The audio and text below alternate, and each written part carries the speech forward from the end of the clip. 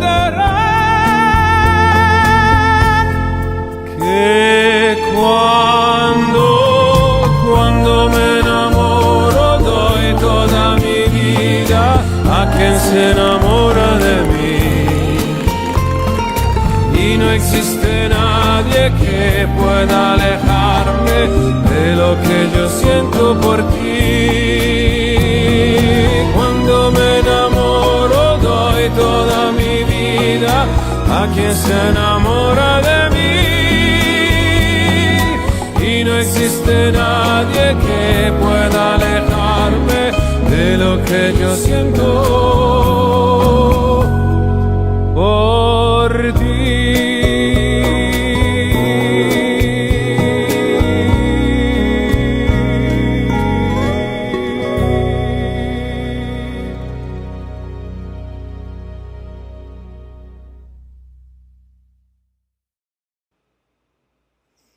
Welcome, everyone. God bless you all. Hallelujah to our Father in heaven. It is a wonderful day to dive into your personal finances, your financial goals, your desires, your purpose in life, your dreams, the things that you are looking to achieve. If this is your very first time on this channel, my name is Denzel Rodriguez, your personal finance geek of the 21st century. And I am now a married man here in 2025. That was a little short clip of my wedding. I'll have more throughout the year that I'll be sharing with you all. And let me tell you, I am very excited. I've been improving. I've been working on myself a lot. And today's video is a masterclass, a refresher for many of you, and a true masterclass on the velocity banking concept, velocity banking strategy.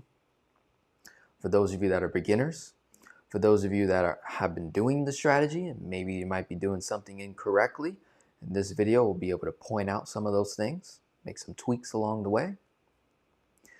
I'm going to give you a framework, a financial framework, how I operate when working with you all one-to-one, what I've been able to build over the last 7 years. So this financial framework is a combination of 7 years practicing as a financial coach, consultant, insurance agent, content creator, my personal experience in my own finances, and after working with 1,000+ families one-to-one, helping them become debt-free, helping them implement financial strategies, ultimately getting them faster to their financial goals to achieve financial freedom, independence.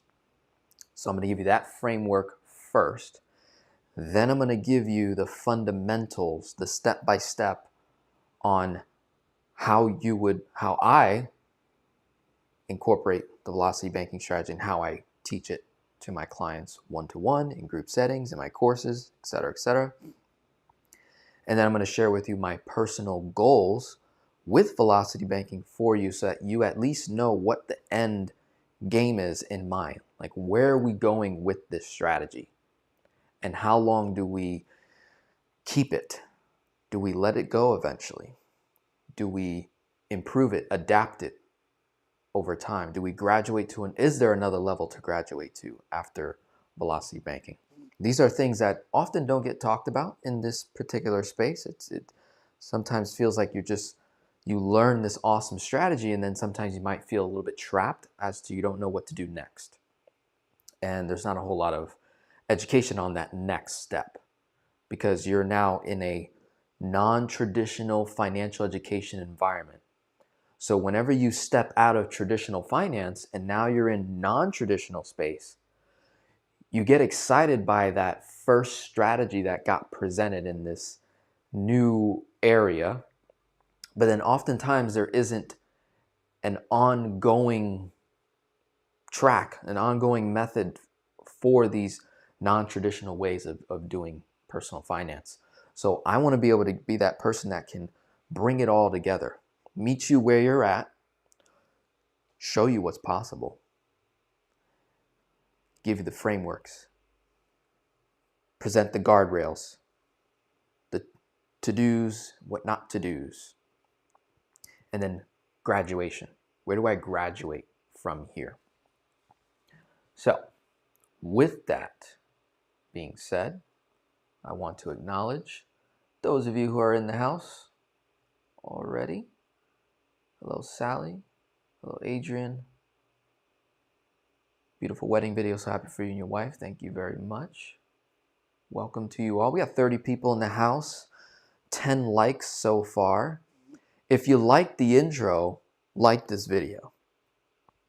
For the 32 people in the house, if you can comment, drop a comment. Let me know you're here. Let me know if this is your first time on my YouTube channel. If you're a client, if you're working with me, your experience, your testimony, drop it in there. If you got questions, I'm going to have a Q&A once I'm all done.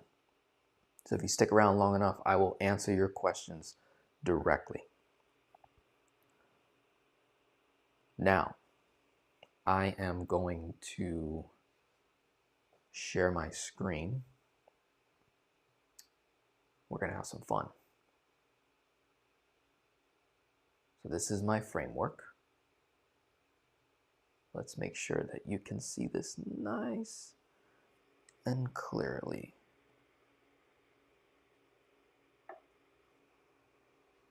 So this should take up the entire screen, hopefully, from your viewpoint. Let me give you my mission, what I've been doing the last 7 years on this YouTube channel. I have been called to serve mothers, helping them master their personal finances to create financial security for their family and leave a legacy. That is the mission I've been called by my Father in heaven to achieve on this planet. And that mission has been the same since day one, since starting this YouTube channel. Now, that mission has expanded. I've worked with not only mothers, but I've worked with dads. I've worked with single folks, worked with sons and daughters. Okay?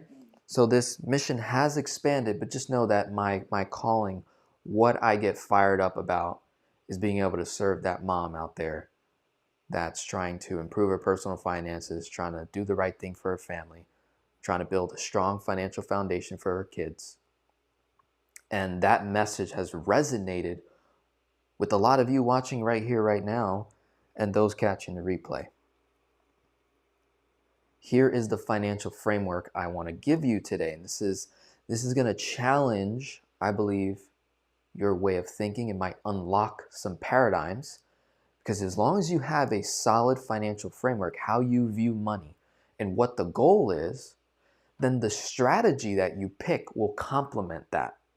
Oftentimes, we're chasing money and we're chasing strategies to help us overcome the financial burdens that we have in our household.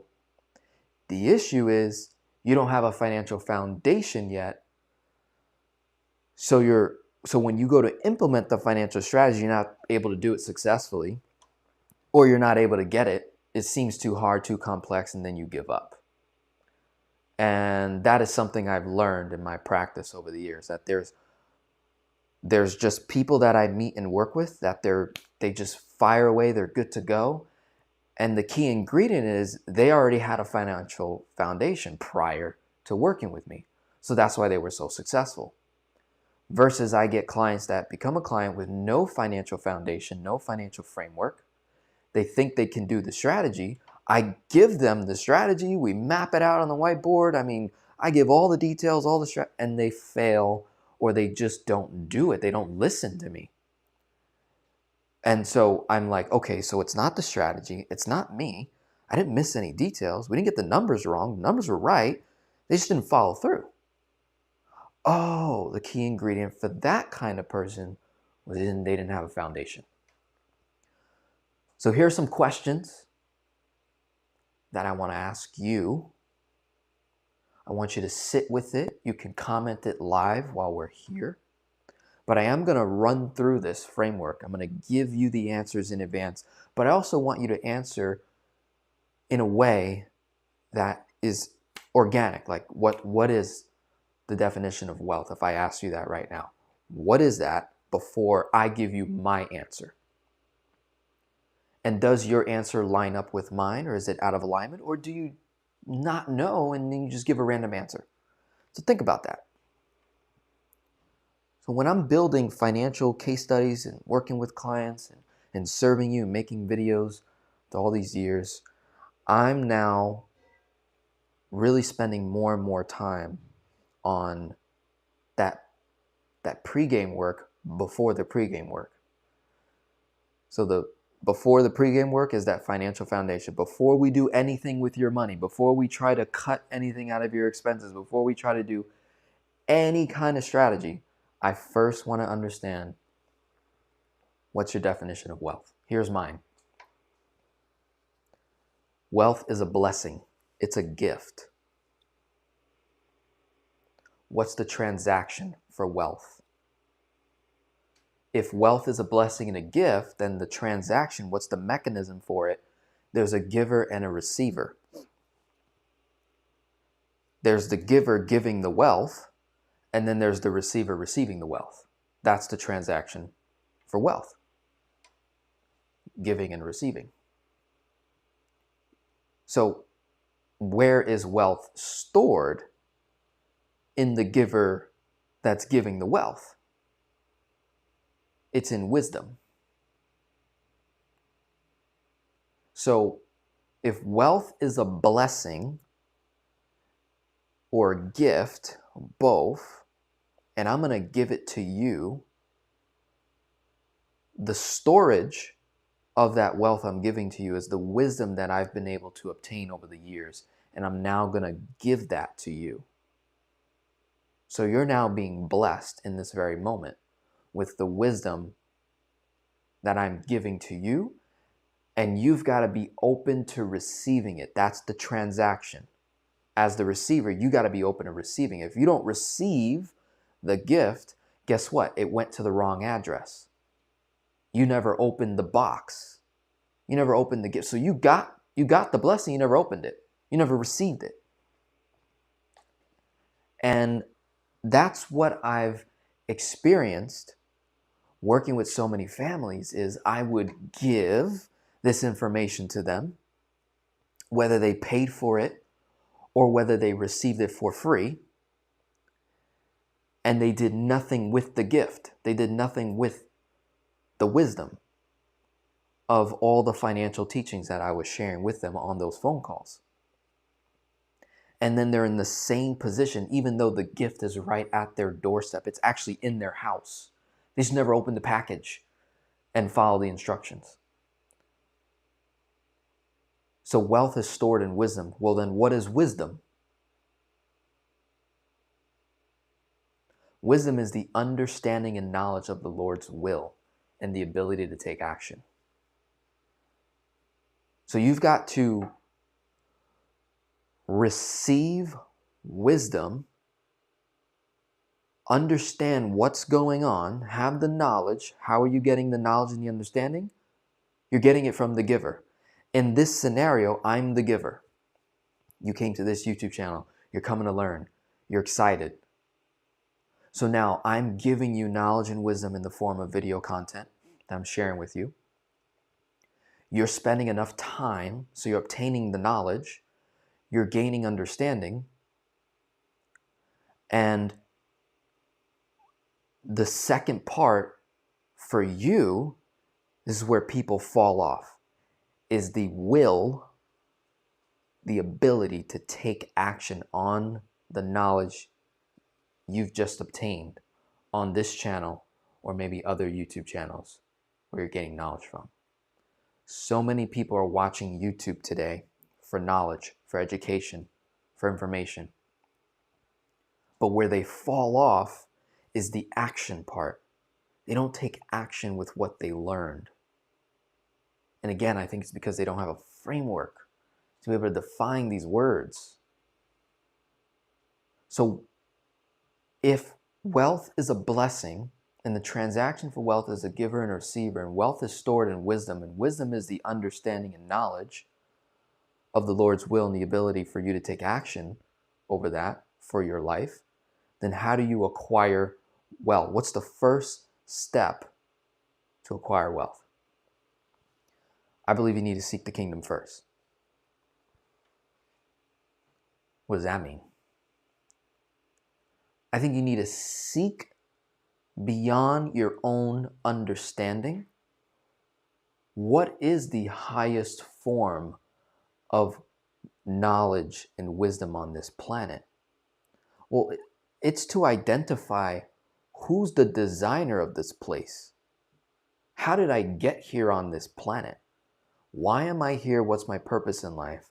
I believe when you seek those answers, you're going to explode in your understanding of your own life in terms of the abundance you'll be able to express in the marketplace.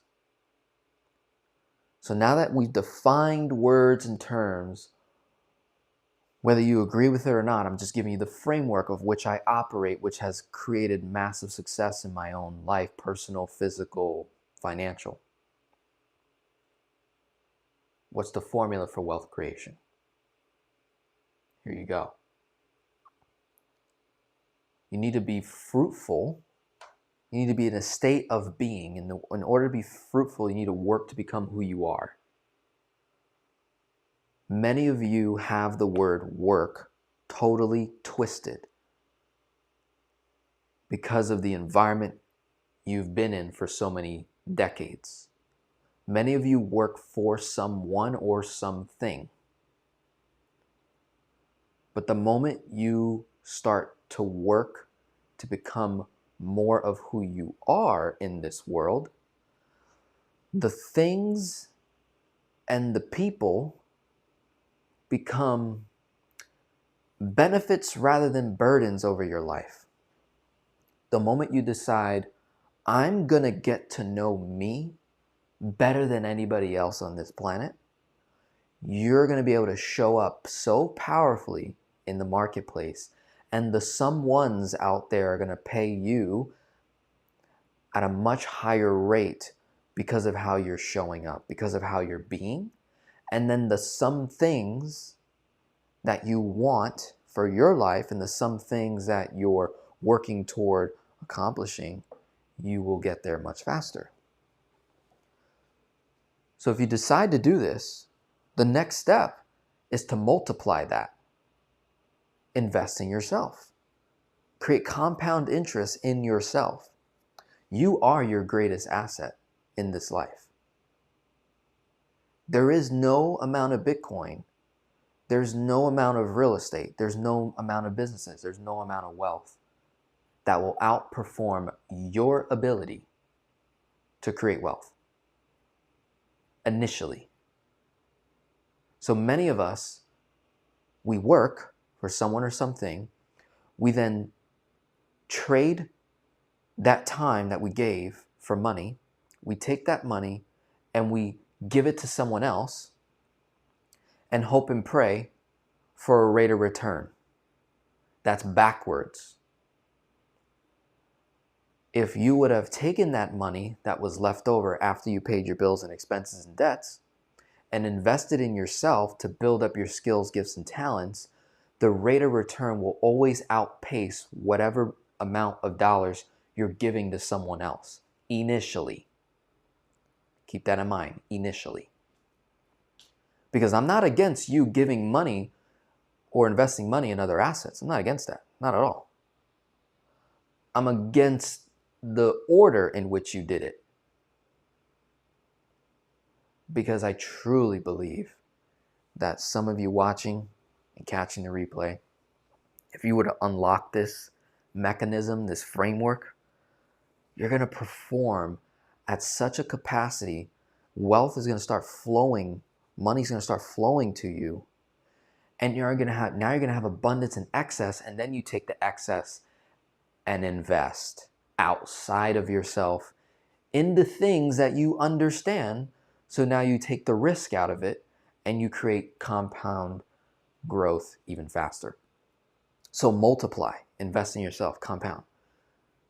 And replenish, rinse and repeat, reinvest until you've mastered and found the one thing. What's the one thing that you want to master in this life?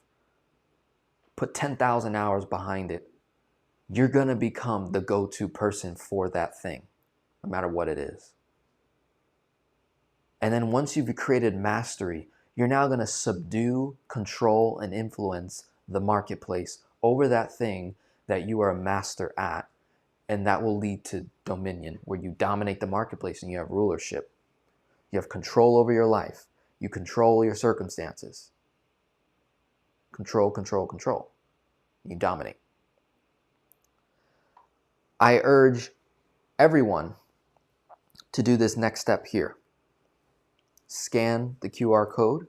This is going to take you to a friend of mine, Garrett Gunderson, his website, and you're going to take this money quiz.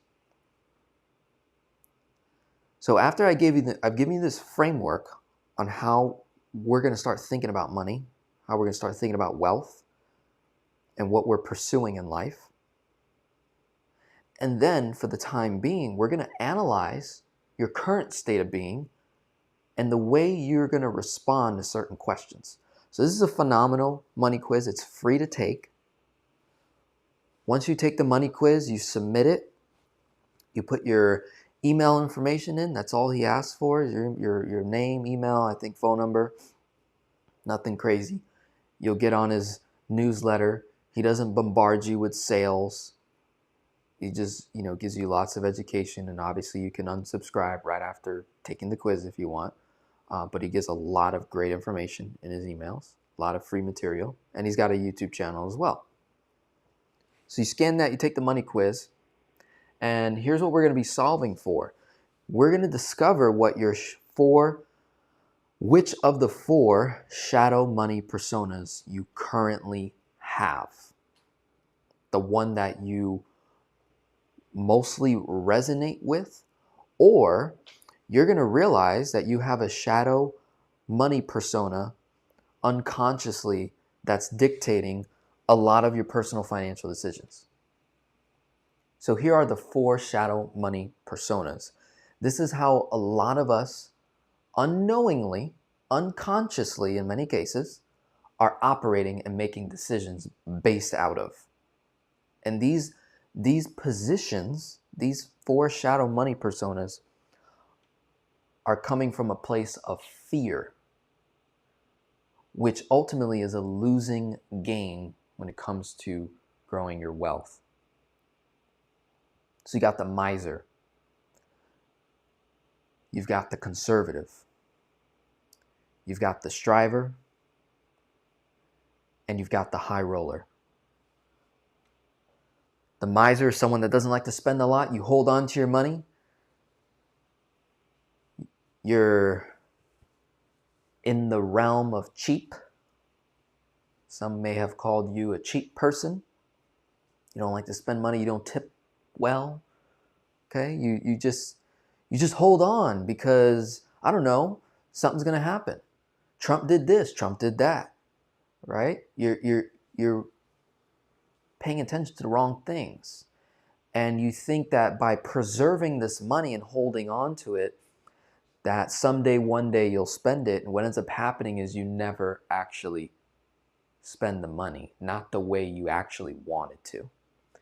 I work with a lot of folks that are in retirement, and they've got a genuine, when I tell you a genuine fear of spending their money, even though they have a 401k, they have a whole life policy, they have a Roth IRA, they have money saved in the bank account, they have Social Security income, they have pension income, they have real estate income, they have paid off property.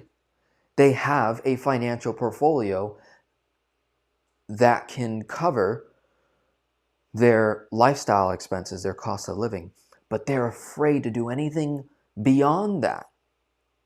They've locked themselves in a corner, even though they have all this assets, all this money to spend, but they're so afraid to spend it because they fear they're going to run out. So they just hold on to it and they don't spend it. And ultimately, this leads to you not living a fulfilled life in retirement. So you're the miser.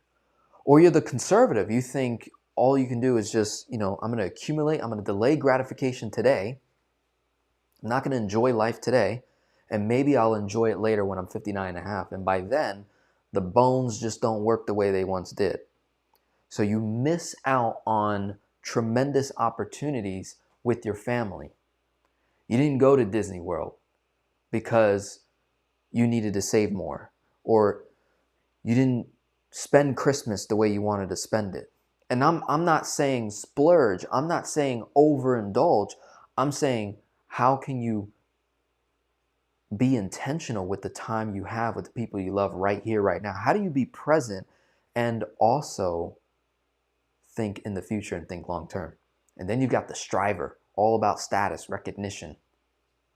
And the high roller thinks high risk, high reward. I got to play the game of opportunity. I have to invest big, invest in the high risk things because I don't have a whole lot of time. Denzel, I'm 50 years old, so I'm going to go, invest 25,000, 50,000 bucks in Forex or in Bitcoin, and I'm going to flip that money. And then you lose and you lose and you lose, and then sometimes you win big, but you still end up losing because you don't know when to stop. So the reverse of that is the winning money personas. Instead of being a miser, how do we become a mindful manager? Instead of a conservative, how do we become a planner? Instead of a striver, how do we become a creator? And instead of a high roller, how do we become a catalyst? I'm not going to give you the answer to these things. When you take the quiz, that'll reveal some words and statements that will reflect the mindful manager, the planner, the creator, and the catalyst. I'm just giving you, that's the winning money persona to life of the way you've been showing up with your money, the mask that you currently wear when it comes to your money. Here are some additional paradigms, statements when it comes to your money. And this will reflect in all areas of your life when you knock this down, when you dial this in.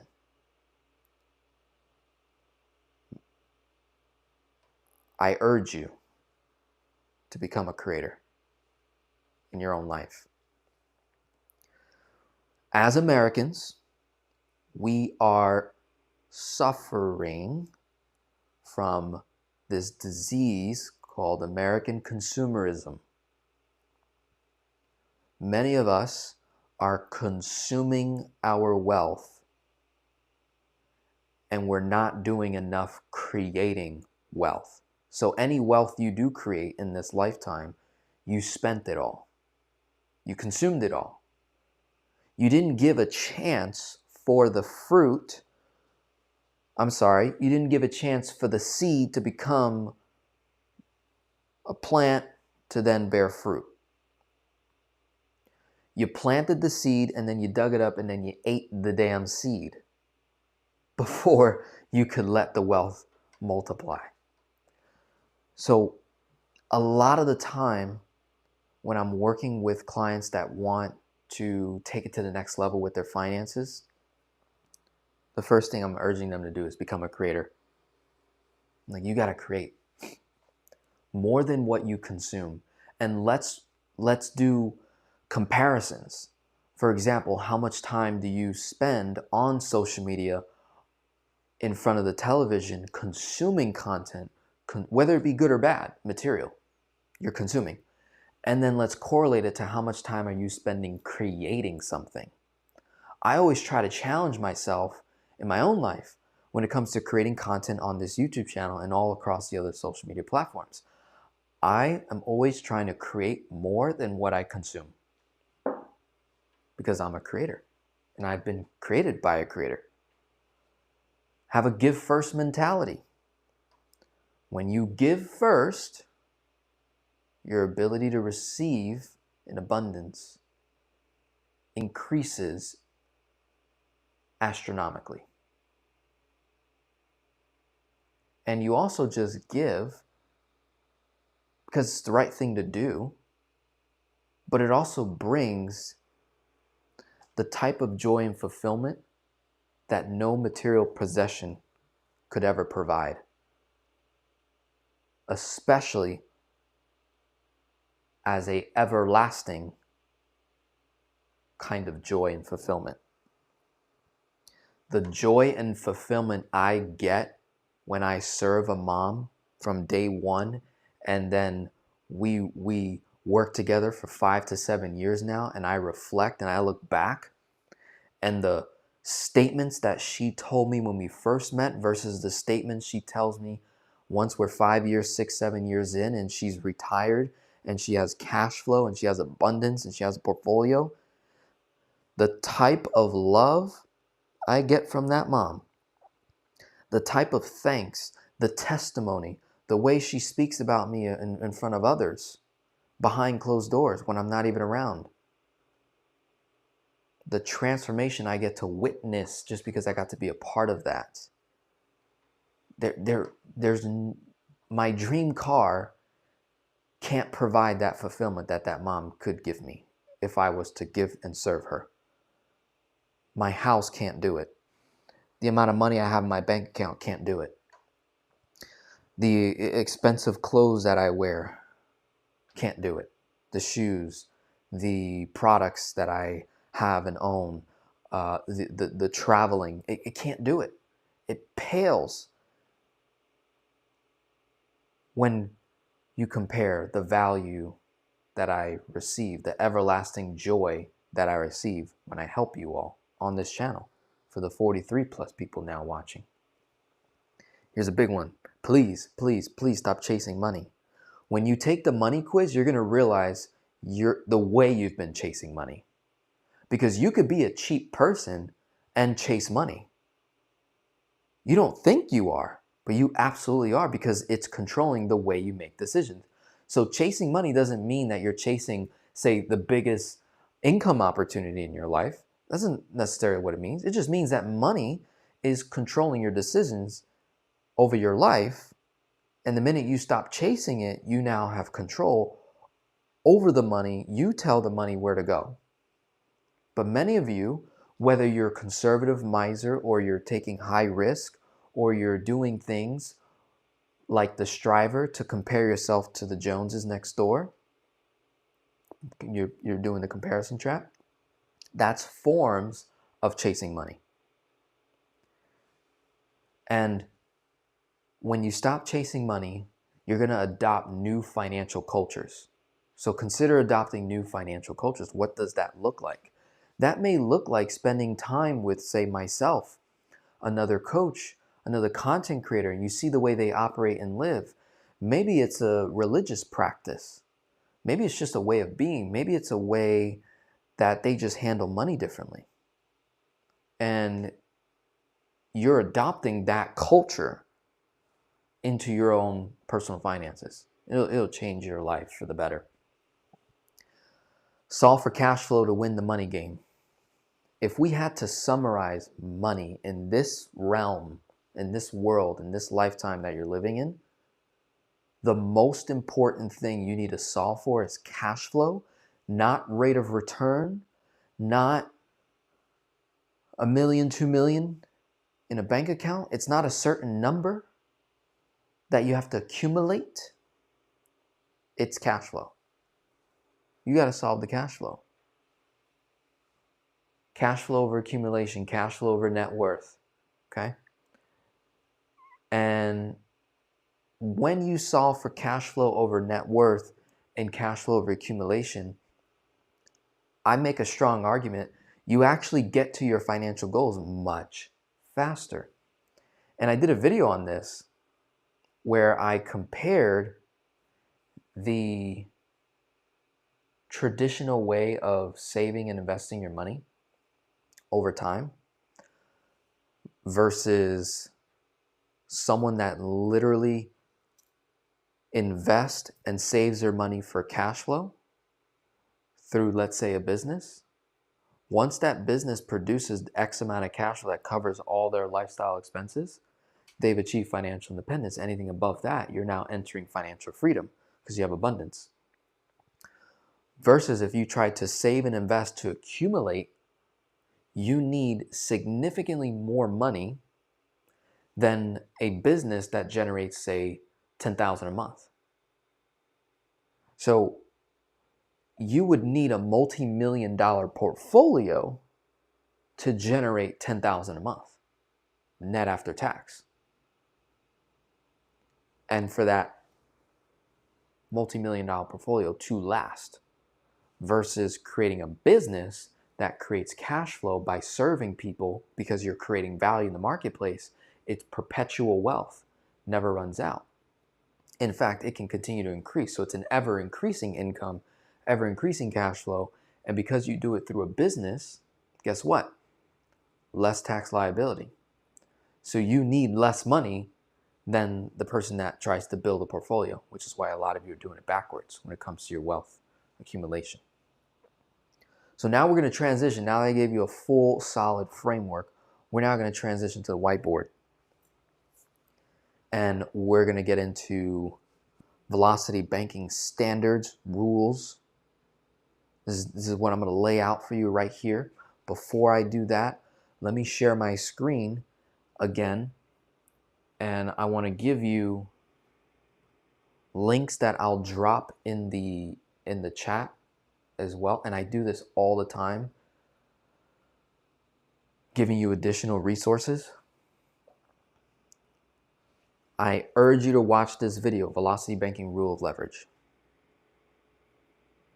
I urge you to watch it. So Velocity Banking Rule of Leverage,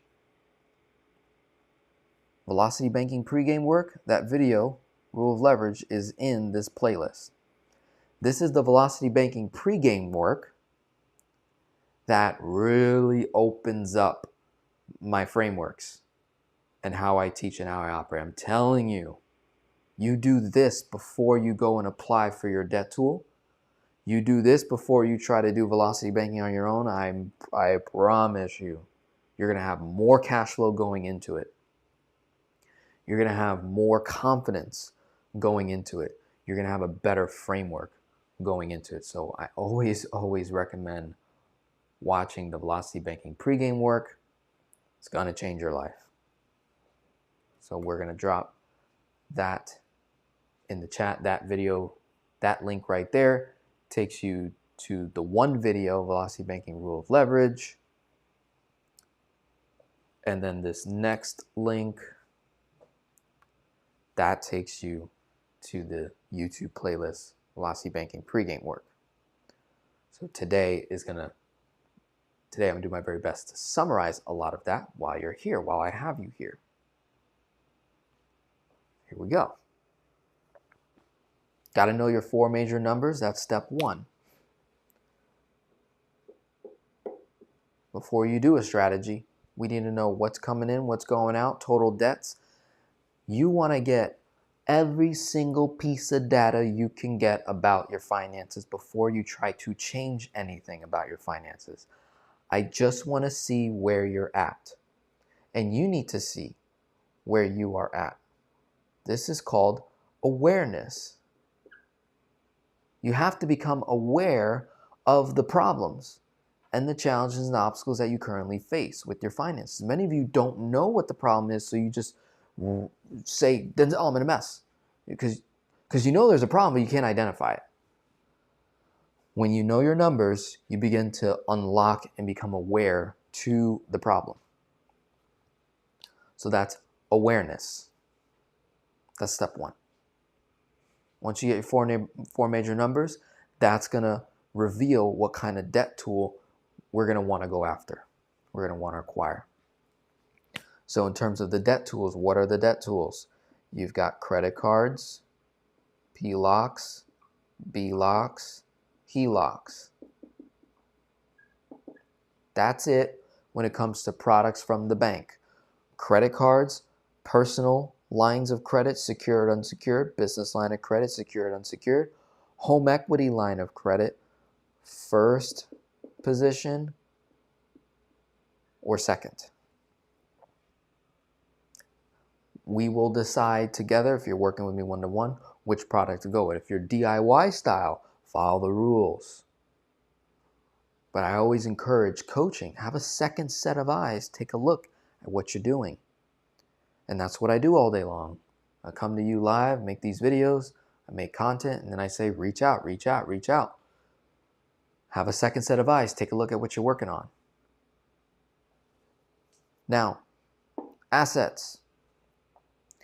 In addition to your numbers, I also want to know what kind of assets you already have in place. Do you already have a whole life in place?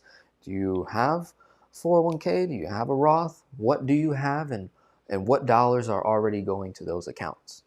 Let's identify the assets. Let's look at the goals. What are the goals?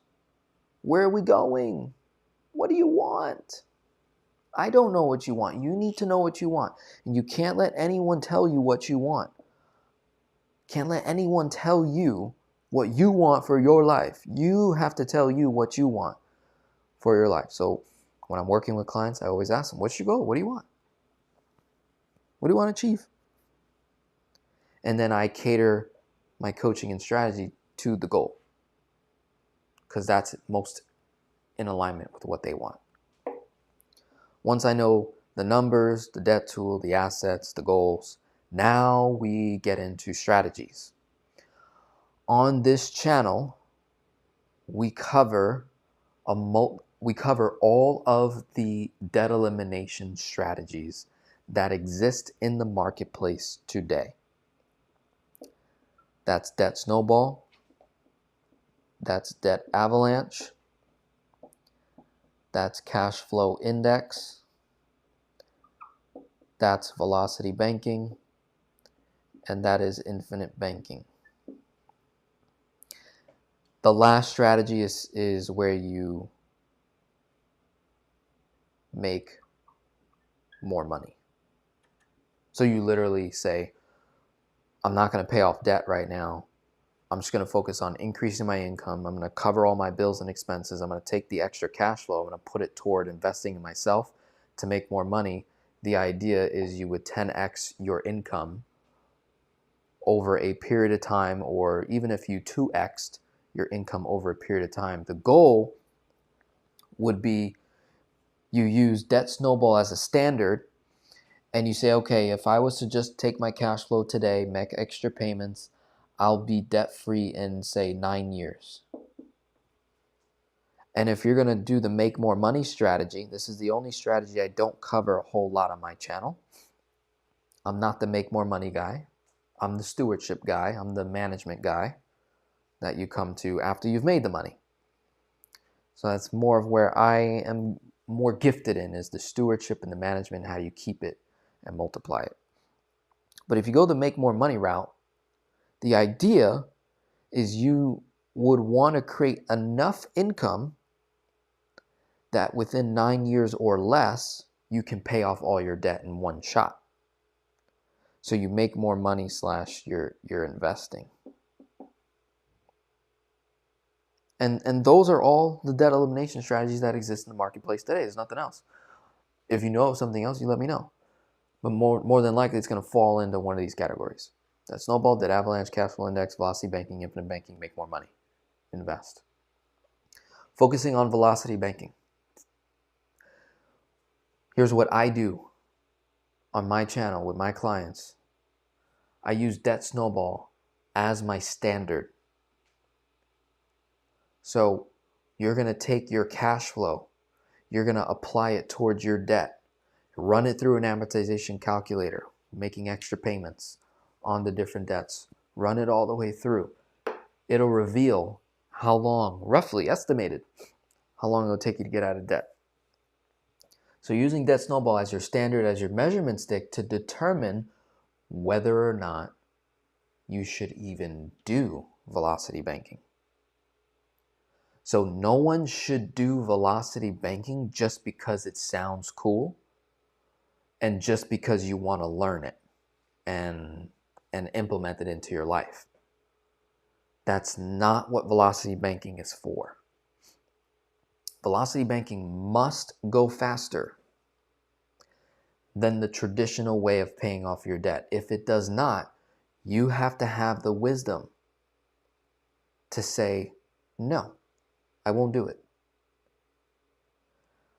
When it becomes in your favor, we treat it like a switch. We can turn it on and we can turn it off. So always, always, always, velocity banking must go faster. There's no scenario in my mind where it ever makes sense to do velocity banking if I know I could have went faster just making extra payments. Because not only is it faster, it's also simpler. Velocity banking is more complex and it has more risk attached to it than your standard way of getting out of debt. So keep that in mind. Here are my rules for velocity banking, which will help you determine whether you're going faster than debt snowball or not. You need to take your monthly cash flow times it by 12. You need to take your debt tools credit limit times it by 2/3 or 66%. That's going to develop your chunk range. Because unlike making extra payments every month according to your monthly cash flow, what we're doing is we're borrowing from the bank in a lump sum amount and throwing it at a debt in the form of a chunk and a lump sum kind of a payment. So we're taking future cash flow dollars in advance, paying off a debt, rerouting the cash flow from the payment and rerouting the interest into a cheaper location. That's it. That's called offsetting your borrowing costs. Because when you use velocity banking, you leverage a debt tool, you've got cost inside of that debt tool, inside that line of credit. So you need to make sure that whatever it is you're paying off had more interest over there than what you would pay over a period of time inside the line of credit. The goal is to offset your borrowing costs.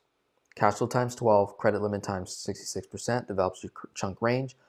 From there, you also want to incorporate a credit card using 0% offers and a credit card to run bills to reduce interest. Got to put that there. To reduce interest on your main debt tool and earn cashback rewards. So now you're creating more cash flow than the debt snowball route. On top of this, as a framework, we use cash flow index formula as a guide. What is the cash flow index formula? Balance divided by monthly minimum payment equals cash flow index score. If the number is below 50, that's an attractive debt you want to pay off. You go from, you order your debts from lowest number to highest. That's how you would order your debts. And it's focusing on cash flow. Velocity banking focuses on cash flow first as well. So it's cash, but it's also a combination of interest savings, because you need to save money on the interest and get the cash flow quicker. Whoever gets to the cash flow the fastest essentially wins when you compare all the different strategies. Whoever has more cash flow always wins. So cash flow index is a formula as your guide. Once you've determined your chunk range, chunk amount, got your credit card set up, cashback rewards, running bills, and now you're going to figure out, okay, which debt do I tackle? Do I go for the credit cards first? Do I go for the car loan first? The student loan? Which one do I go after first? Use cash flow index to help you. Now, keep in mind, you can also use debt snowball as a guide where you just line up your debts from smallest to greatest, but that can cause an issue, especially if, let's say, one of the lowest balances is on 0%. Would you take a 0% debt and put it into an interest-bearing debt? No. So we have to have that wisdom and understanding that is not always the case. So cash flow index formula often helps, and even then, sometimes we'll have some variance. So remember, if you're incorporating a velocity and strategy, always keep in mind your number one goal. Number one is to always offset the borrowing costs first. So let's say you had a 0% debt and the payment was $500 a month and cash flow index scored the lowest on that debt, so then cash flow index is saying pay that off first, you would have to have the wisdom to ignore that, because cash flow index formula doesn't know that you're using velocity banking to pay off this debt. So you have to have that wisdom to say, oh, wait a minute, my debt tool is at 7%. Or my debt tool is at 9%. So even though I would get this cash flow, I'm now creating an interest charge where I could have kept that 500 there at zero cost. Don't make that mistake. Some of you may have made that mistake before. You use cash flow index or use debt snowball to help you determine what was the next debt to go after, and you made a simple mistake like that. That snowball doesn't know you're doing velocity banking. Cash flow index doesn't know you're doing velocity banking. So when you incorporate velocity banking, it's always offset your borrowing costs first, and cash flow is with it, but you don't want to get cash flow at the expense of increasing interest costs. That's my framework there for you. And finally, you've got the simple interest formula. How do I know that I'm actually paying less in interest, even though my rate is higher than the debt I might be paying off? How will I know that my cost of borrowing is actually less, even though I have a higher rate than something I might be paying off? Sometimes that's the case. Other times, hey, the lower rate, keep it there, don't shift it to the higher rate. You have to have that wisdom as well. Simple interest formula, you take the balance owed of a debt, you times it by the interest rate. That's the total amount of interest you would pay in a 12-month period, a 365-day period. Divide it by 365, you get your daily costs. So to do a quick example, you do $10,000 times 8%, let's say. In a year, you're going to pay $800. Balance owed times 8%, $800. Divide that by 365. Your daily cost to borrow is $2.19 a day. So when you're moving a car loan into your line of credit, you're moving personal loans into your line of credit. And let's just say those debts were at a slightly lesser interest rate than what you're paying on your debt tool.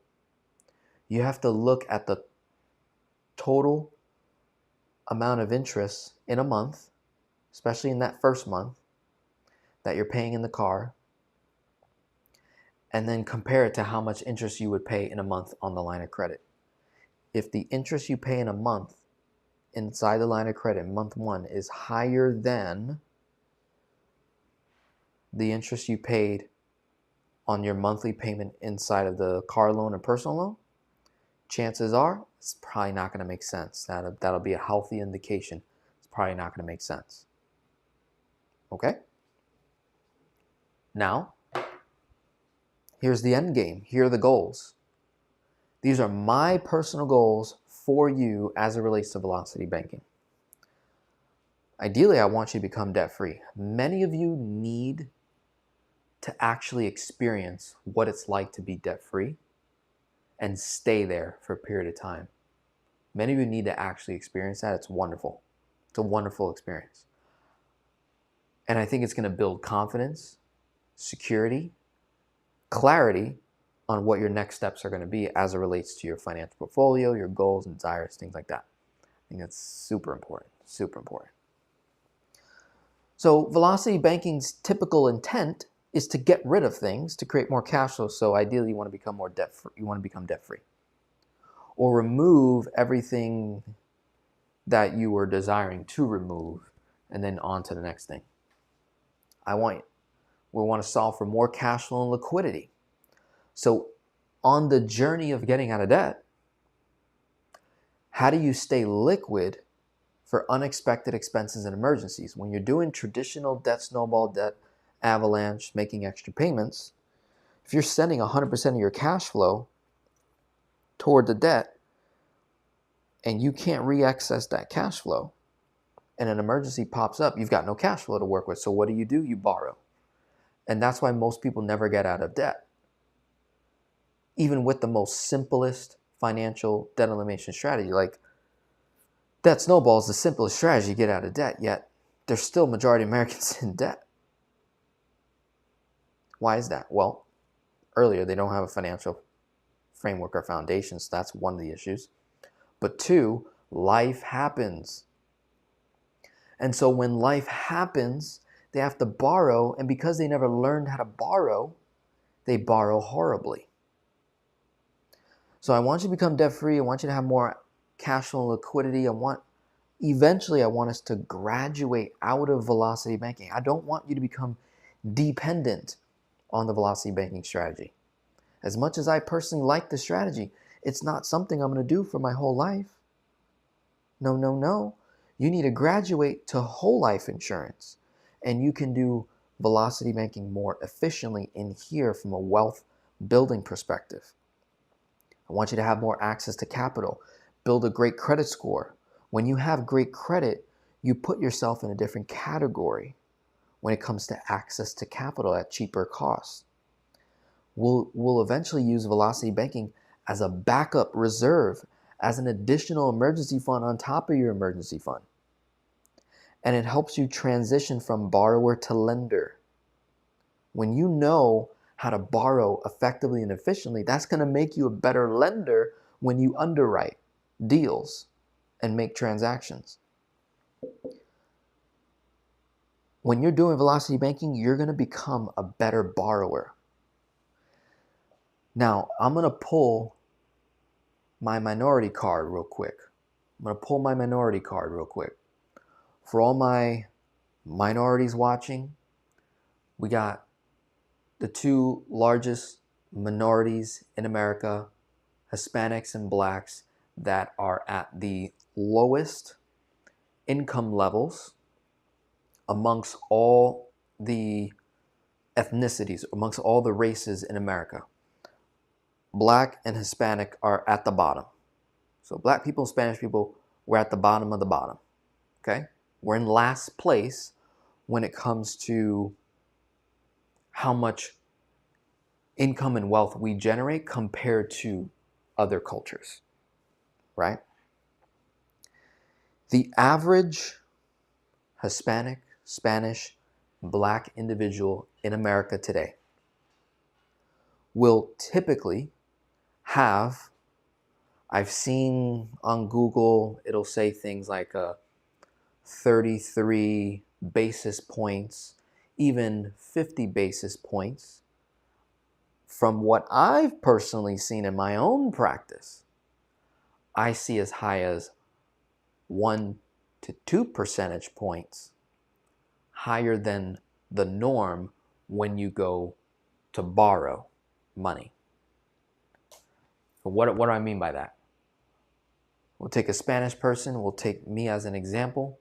Let's say I don't know what I don't know right now about all the things I teach about on finance. Say I'm blank. I just don't know. I go to borrow money. I don't have a great credit score. I have a 650 or lower. So I'm a subprime borrower. I try to go get a loan. I end up with a loan at, say, just 10% for example purposes. Versus take an Asian, take a white guy, you take a Jewish person, you take, who else we got? Maybe an Indian. Yeah, we got Indians. Coming to the same lender, same bank, same institution, same age, same income.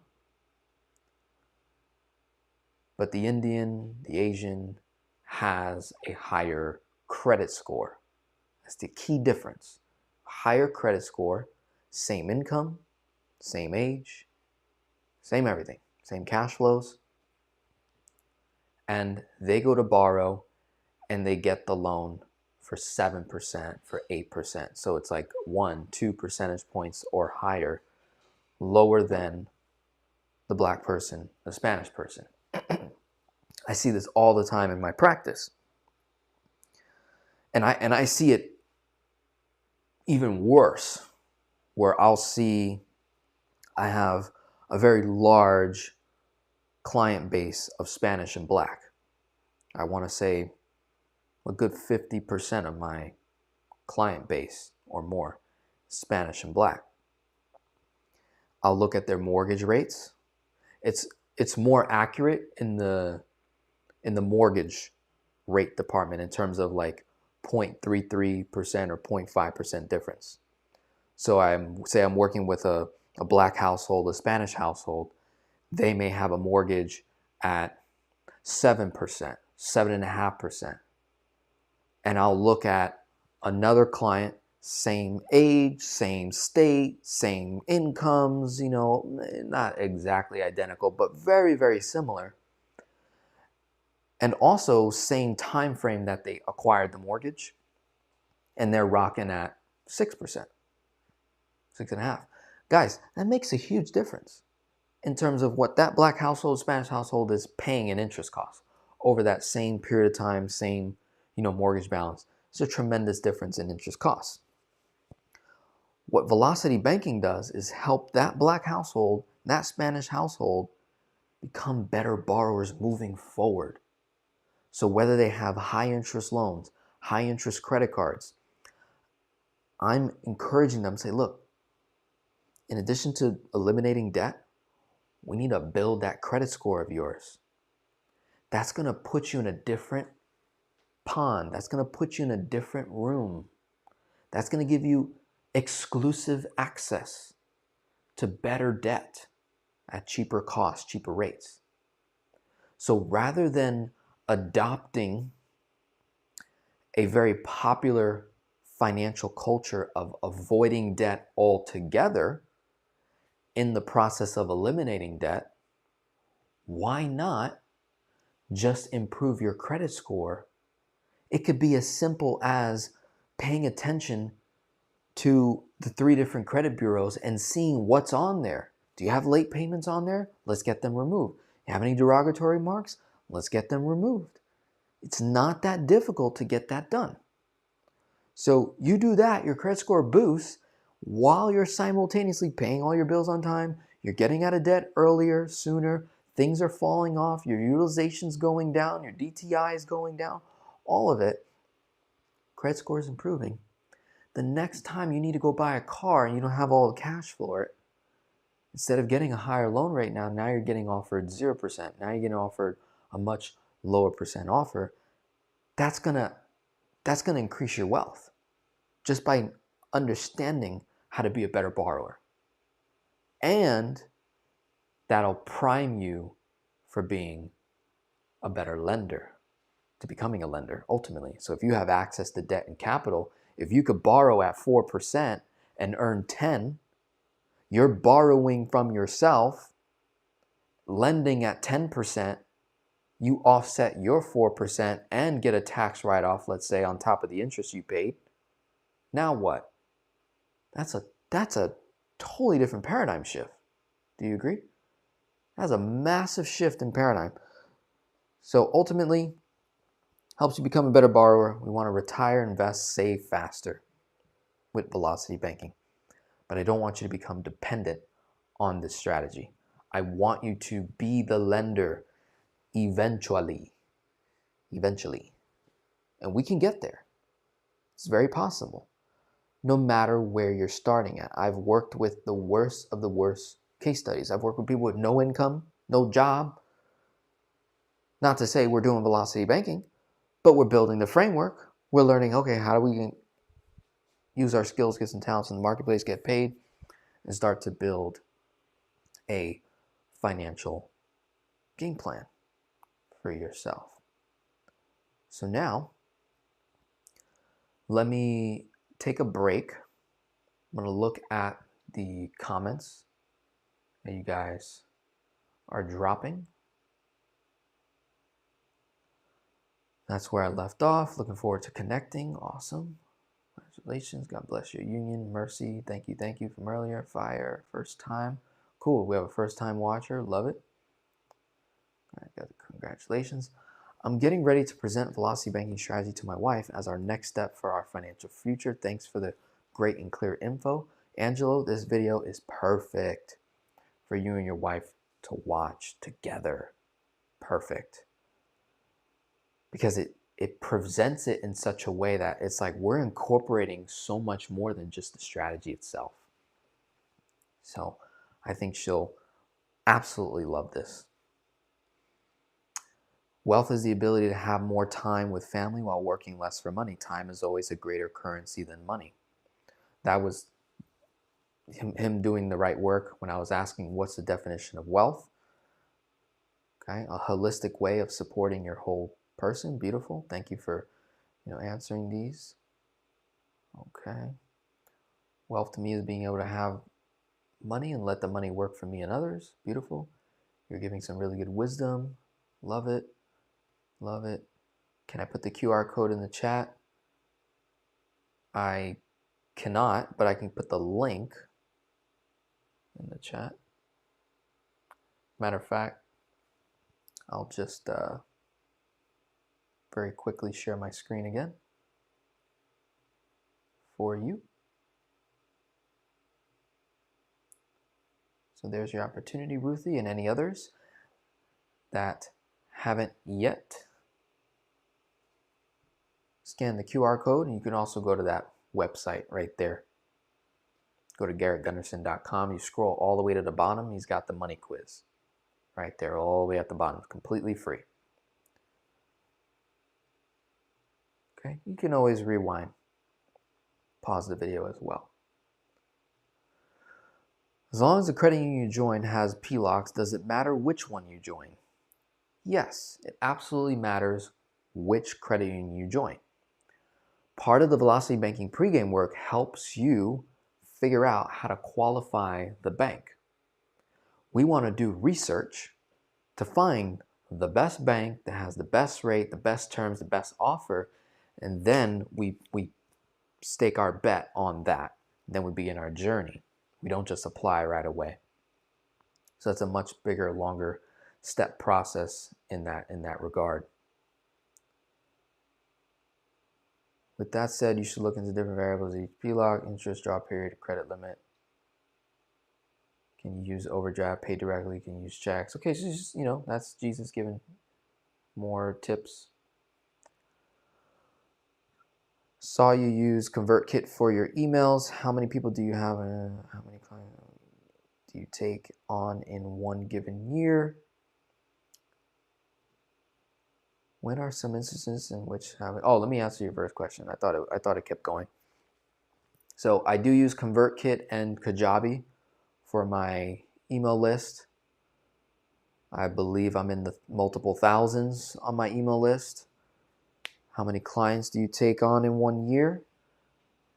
It really depends on ultimately how many sign up. I typically have a cutoff right around, say 50 new clients. So keep in mind, I've been doing this for 7 years, so I have over 300 plus clients that I work with. I think I'm close to 400 at this point. So I'm much closer to 400 clients. Every year I take on one-to-one clients, maybe like 50 or so. And then what happens is, whether I get to the 50, if I get past the 50, I then create a cutoff point where by December 31st, at the end of the year, I end up not taking on any new clients. So if I just so happen to do 55 clients or 60 or whatever the number is, once it hits December 31st, I take no clients. For 3 months out of the year, every year, I literally just don't take on clients. That gives me time to service the clients I already have, provide that quality work to them, and proceed from there. When are some instances in which having a whole life for doing the IBC wouldn't work for someone? For example, why would he also need a whole life policy if a client set already has a large line of credit with stocks? Okay. So the first part, some instances where whole life doesn't make sense, just knocking off the obvious ones, is when literally the person doesn't qualify from a health standpoint. So we wouldn't do whole life because they just don't qualify from a health standpoint. Age, they may be too old to do whole life, and there might be better financial products and vehicles for them to use for wealth building purposes. 3, no capital. To start a properly structured whole life insurance contract for infinite banking, to be able to say pay off debt or invest in a short period of time, you need more capital. And you don't want to be waiting 10, 15 years to build that capital up if you're only going to be saving $2,000, $3,000, $4,000 a year. Now, if it's a child policy, different story. So ideally, we want more capital to work with. So where velocity banking becomes perfect for the vast majority of people is being able to access capital, being able to pay off debt fast, receive cash flow, redirect cash flow, eventually turn velocity banking off, because ultimately velocity banking is not a wealth building tool, not necessarily. Whole life insurance provides a death benefit. Velocity banking does not. Whole life insurance provides tax-free guaranteed growth plus non-guaranteed dividends. Velocity banking does not. Whole life provides liquidity while simultaneously growing your money in 2 separate locations. Velocity banking does not. Okay, so there's a lot of things that whole life does that velocity banking doesn't, that if people just stayed in velocity banking too long without graduating to whole life, especially if you qualify from a health standpoint, age standpoint, finance standpoint, you end up with problems. Now, the part about the line of credit with stocks, why not have line of credit, stocks, and life insurance? Because what the life insurance is going to do is protect the entire financial portfolio. Stocks does not protect your financial portfolio. Stocks has risk. Price can go up, price can go down. Line of credit could go away. The bank can decide to take it away from you, let's say. But they can also change the rate, the variable rate on that product. It can go up and go down. Too much risk, too much variables. Properly structured whole life insurance contract provides protection and insurance first, and then hedges against losses in the portfolio. So that's why that becomes very, very advantageous. I need to know what it feels like to be 100% debt free. It seems so far away right now. You do. Your one-to-one program link is forbidden. Okay, let's check that out. Let's see what he's talking about. So, action steps for those that are like, Denzel, I'm all in. I'm ready to work with you one-to-one. You got your different options here. We got the coaching call. That's one session. That's an hour plus 30 minutes. Follow-up call. $300 there. We got the one-to-one coaching on a monthly basis. This year, I've actually created so many different payment options to make it super affordable for everyone. So we got $275 for 17 months. We got $375 a month for 12 months. And then all the details are shared. And then we got the Financial Freedom Program. One-time payment, that's the cheapest you could go. Bi-monthly coaching, $150 a month. That's the lowest you can go. And there's a breakdown of all the details. So all the links are working. So I'm wondering which link is not working. Maybe you could send me an email, Mirror. Oh, he said, okay, duh, I should have read the next comment. It was my VPN, cool. As long as you have cash flow, debt free is around the corner. That's absolutely true. Great point, brother. Exactly where my focus is right now. Thanks for the encouragement. In these times, it's difficult. I speak for myself. When I realized for me was that once I reached $500 monthly cash flow, I could see progress. When I got to $800 a month cash flow, debts were really melting away. Yep. Beautiful. As to what debts to attack first, I say attack revolving debts first, for the simple fact that attacking revolving debts does two things. You can reuse the money, unlike attacking a loan. I understand that part. Secondly, by attacking revolving debts, parking income on them will lower your credit utilization, improving credit score, which can lead to better chance of approval to a better line of credit. So that can sometimes be a strategy. I'm not against that. So we got a 5.95 fixed, 15-year, 20-year refi to 4.9, or 80K with velocity banking line of credit, 9K credit limit, 14%, credit card, 25%. Not enough information, but it sounds like he's asking, should I refi or should I go the velocity banking route? He's got a mortgage that's currently at 5.95% for the first 5 years. Then it's going to go to 15% variable. At that point, he could refinance. And in the meantime, a line of credit at 14% is not going to be efficient to that 5.95%.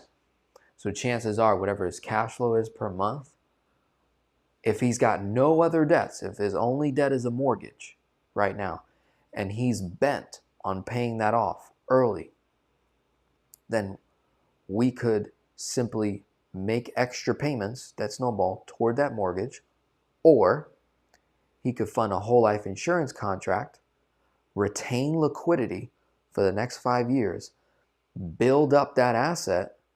When the variable rate changes, he could then borrow and put a lump sum payment, either possibly paying the home off in full, maybe, if not, paying a significant amount down, so that when the rate changes, it's almost it's a non-issue at that point, because he's paid down such a massive amount. But again, a line of credit at 14% with a 9K balance to pay off 5.95. The question then becomes, could we make more money somewhere else with that money? Is it now time to graduate out of velocity and start the whole life? I think you'd be much better off doing something to that. I refinanced and paid $120,000 in 3 years, 80K left to pay. Okay, so you got 80 left on the mortgage. And he's now at 4.99%. That's cool too. And so it still remains even more important that you don't do velocity banking on that 4.99 with a 14% line of credit. Don't want to do that. Okay, now let's take what we've learned today and let's do a case study. Mind you, this is a masterclass, so we're going deep. If you gotta go, totally understand. But just understand, especially for you new folks, I have a lot of endurance when it comes to this stuff, so I can be on here for like 2 hours in many cases, even longer. So what we're gonna do is I'm now gonna present a case study for you. Really take all of this into action. We're just gonna present what's going on. We're going to become aware of the numbers and give you context about the person, where they're currently at, their age. So whenever I work with clients, I never reveal their names. We keep all that private. I simply share standard facts, male, female, this how old, wife, married, kids. Gives you that context so that you can relate to these case studies and say, okay, this is possible. I can do this. I can make this happen. Because that's what my first goal on this YouTube channel is mainly to do is to provide hope initially. Give the framework, get you going, get you to believe there is light at the end of that tunnel. And it's beautiful. All right. So I'm going to now draw out some numbers on the whiteboard here. We're going to have some fun. We are going to present. We've got income, $9,518.78. We've got a cash flow,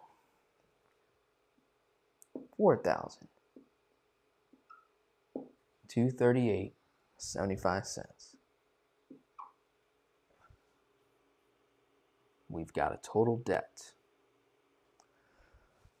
$315,772.71. We've got debt obligations, so we got debt payments of $2,120.67. And then living expenses of $25.83.96. So they are operating very efficiently, as you can tell. Almost 50% of their take-home income is cash flow. That's very powerful. That's a very powerful way to live, honestly. A solid framework, in my opinion, if you can save or cash flow anywhere from 30 to 40% of your income, you are setting yourself up so well for success short term and long term. Because again, I had mentioned to you earlier, one of the biggest things a lot of us struggle with is consumerism. If we can get off that habit, dude, we're rocking and rolling. Trust me, we are rocking and rolling. So let's now, these are the four major numbers. We have a HELOC, second position. Second position, 100,000, 7.99%. We owe $61,482.60. And then we have a first lien mortgage, $254,290.11. We have a mortgage payment of $1,661.67 at 3.5%. And that's it when it comes to debts. That's it. That's where they stand.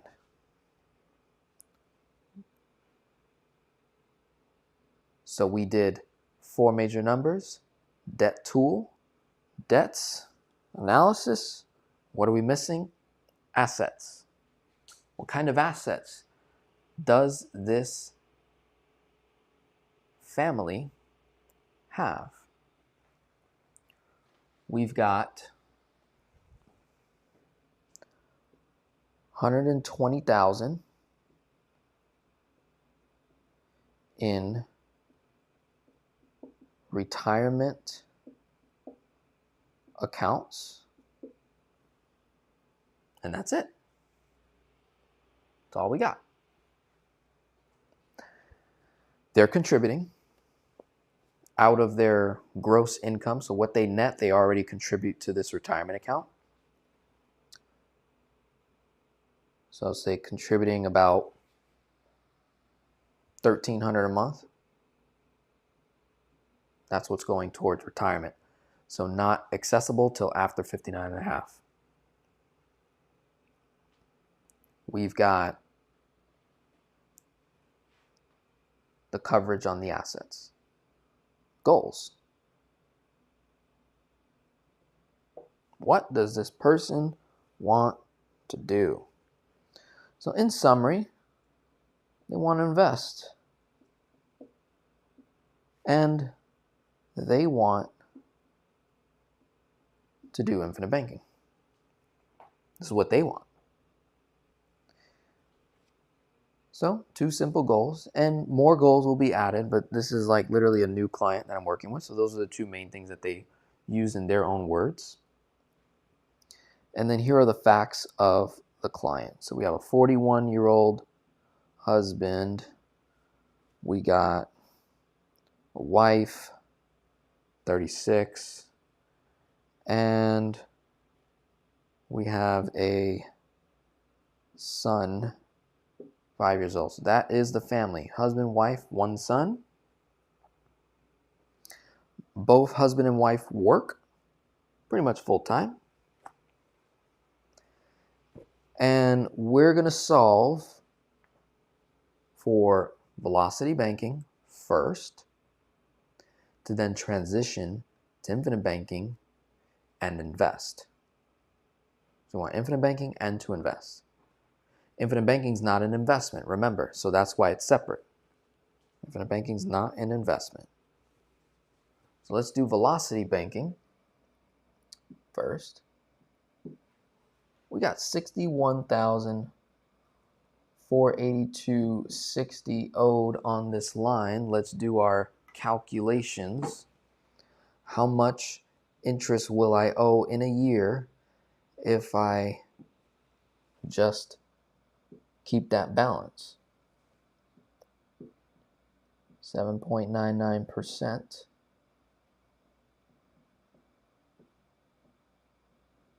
We got 4,912.45. Divide by 365. We're looking at $13.45 a day. Look at it this way.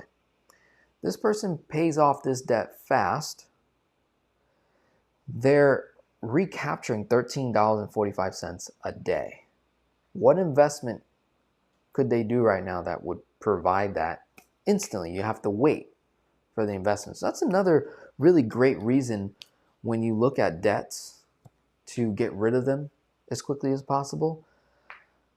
Even though it might mean that you miss out on an opportunity to make more money, I'm simply saying for those that have been in debt their whole life, they've never experienced debt freedom, the opportunity is to get out of debt. Like, that is the opportunity.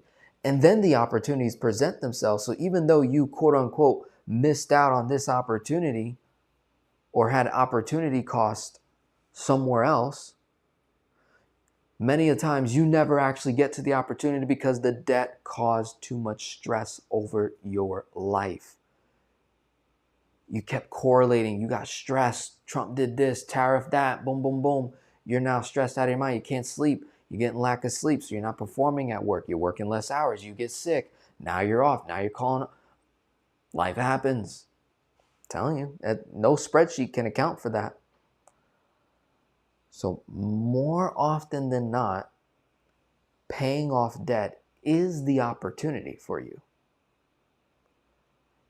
And then we look at investing. And if you look at a spreadsheet, and in some cases, it'll show that you could have made more money by not paying off your debt. Point taken, no doubt. Don't disagree with that in some cases. But I simply argue it's the individual. Who are we dealing with? Who are we working with in that regard? So velocity banking, we got our cost of money here. And all we're simply going to do, see, they already started velocity banking. They have the debt tool. They put debt in there. Outside of the debt in the HELOC, all they have is this mortgage at 3.5%. So what's going to happen? Is it going to make sense? Think about it. Is it going to make sense to move 3.5 into 7.99? Chances are no. And the reason why is majority of the time, especially in this case, this home was acquired in 2017. So they've been paying on it already, 1661.67, 1661.67. So when you're already paying on your mortgage for a significant amount of years, you've already gotten past some of the highest interest years. So velocity banking on this mortgage is absolutely not going to make sense from an interest offset standpoint, right, to offset that borrowing cost, but also from the perspective of the opportunity cost. Could I have invested that money somewhere else? Even though it just contradicted what I just said about getting out of debt. What I'm simply saying is velocity banking is no longer of use to us, and we have the wisdom to say no. So since we have the wisdom to say no, and we're going to turn it off once we pay off the line of credit, then we look at, could IBC, in a guaranteed safe way, taking on no risk, earn more than this 3.5 in our mortgage over a long period of time, and then use the capital in there to eliminate the mortgage at that later point in time, or do something else? It's strategy stacking and knowing who you are, having that awareness. Ultimately, we're getting to the breakthrough stage. So now, 61,482.60 minus income, 95,1878. So we go minus income, 51,000.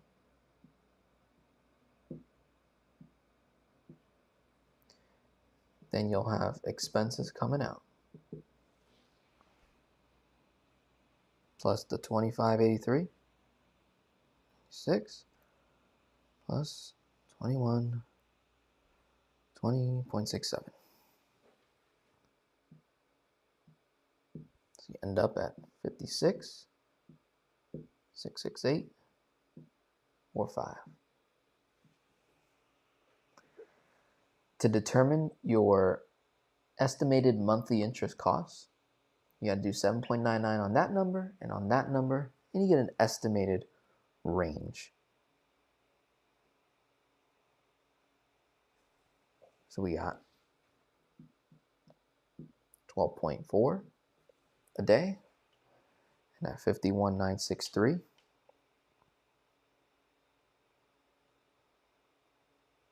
we got 11.37. Take these three numbers, add them together. You get $37.22. Divide by 3.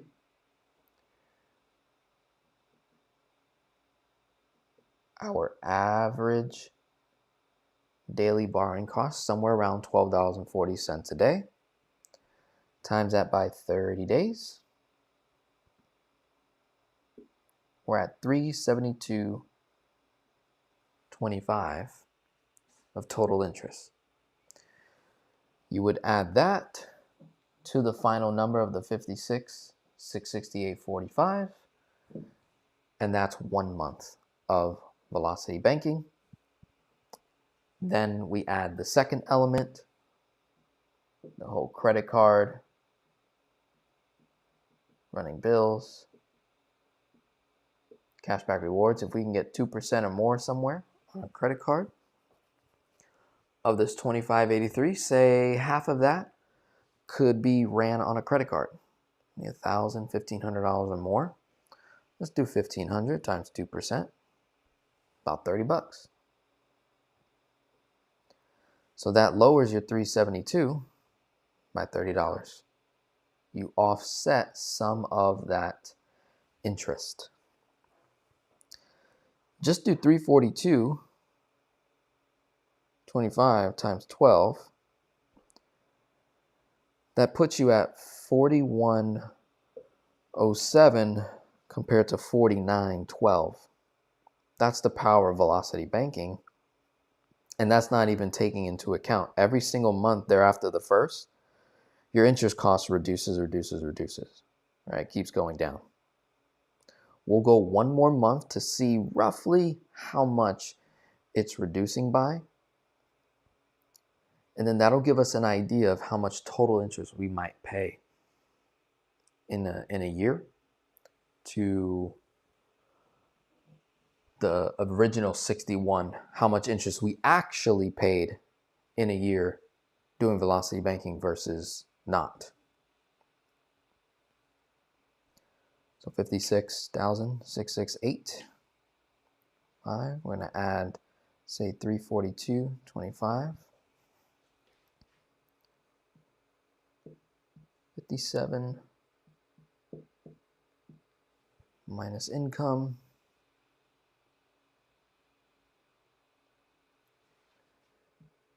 We're at 47,491. Add expenses.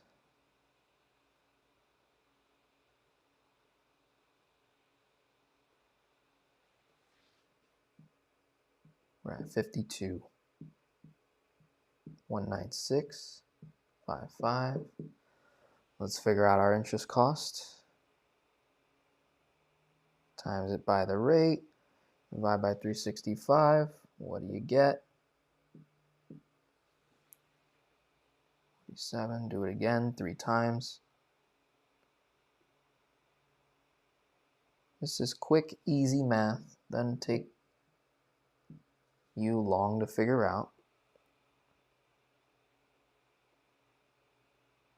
You can use a calculator. You don't have to guess. Add all 3 numbers. Divide by 3. 1142.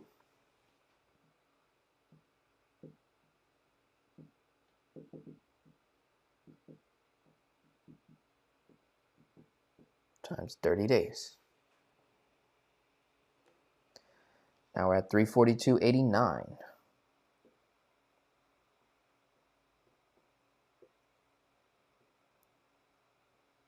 Minus 30 bucks of cashback rewards. So say we're at 312.89, 342.25 minus 312.89. We can make a healthy assumption that the borrowing costs per month is going to be reducing by about $30 or so. And we can go another month to figure that out even further. But keep in mind, the strategy I'm using to determine my average daily borrowing cost is overinflated. Why is it overinflated? Because it's assuming that you owe 57 grand for 10 days, 47 grand for 10 days, and 52 grand for 10 days. Where in reality, we never owed 57,000 more than one day. We never owed 61,042 more than one day. When you first start out, like that's your balance, you immediately drive income in there, brings the balance down, and it's slowly going up. But by the time it goes up, you're getting paid again. So it goes back down. So you're staying within like more of those lower numbers. to where it eventually rises up, but then by the time it rises up, it's already going down again because you're stepping into next month's income. So it's that speed at which money flows in and out of the line is gonna improve these numbers. So I'd say on top of that $30 reduction, it's probably more, maybe $37, $38, an extra $7 or $8 a month. Well, that compounds over time, very healthy. For now, we'll just conservatively say that this is reducing by $30 every month. And if I'm cash flowing this $42.38, we could very simply, just to try to get an idea how long it's going to pay this off, just do the 52 divided by 423875. So it takes me about 12 months or less. Maybe, or less, because we might cash flow more along the way. So we got 12 months. I'll do 12.3 months to show what it exactly says on my calculator. It takes about 12 months to remove this line of credit. Now, here's an interesting question. Do you need to wait to pay off this line of credit before you start IBC or even investing? We already have $1,300 of this income going toward investments. The question is that money doing what they need for them to do to get to the point in their life where they want to be at? That's a very good question to ask. Because at 41 years old and 36 years old, are they trying to retire at 59 and a half? If the answer is yes, then okay, you can maybe leave the retirement accounts and the contributing that you're doing, leave it. But if you watching want to retire, say, before 59 and a half, you want to retire by 50 in the next 10 years, so 41, 51. If this person wants to retire in the next 10 years, you don't want to use accounts that are illiquid to get to your goal. You're going to want to use accounts that have liquidity and access to create cash flow, or else you're going to end up in a problem, a real big problem. You're going to have too much money that you can't access at 51 years old, and you're going to be forced to continue to work to be able to unlock those assets without paying any fees. Keep that in mind. So we've got velocity banking for at least 12 months that we could do. And by then, the line of credit will get paid off. But the question is, do I need to pay off this line before I do the next thing in my finances? And that was a bit of a challenge that I gave to the client. I said, you want to do IBC? Could we potentially combine the two? Velocity banking and infinite banking. We have good income, we have good cash flow, you have good health, good age. So what I presented to this family was them being able to fund a life insurance policy and do it through the HELOC itself. So in the beginning, in order to even get life insurance, there's a waiting period.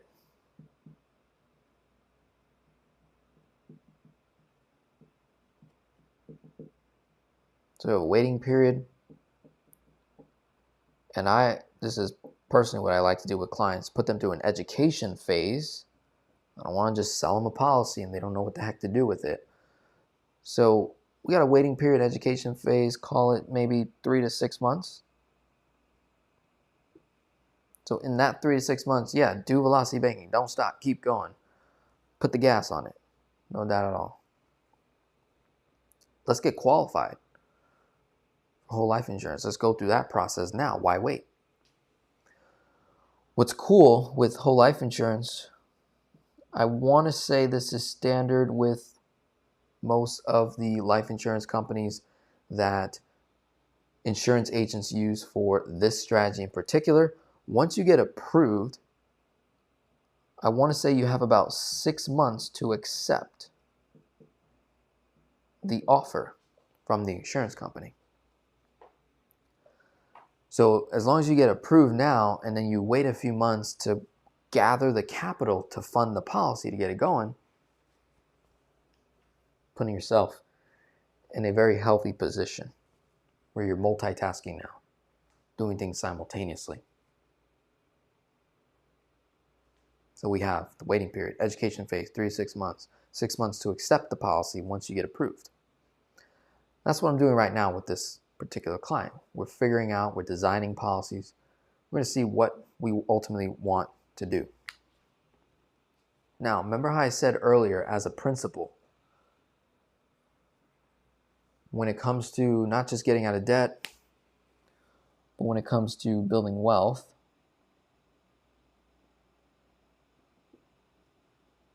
personally, for me,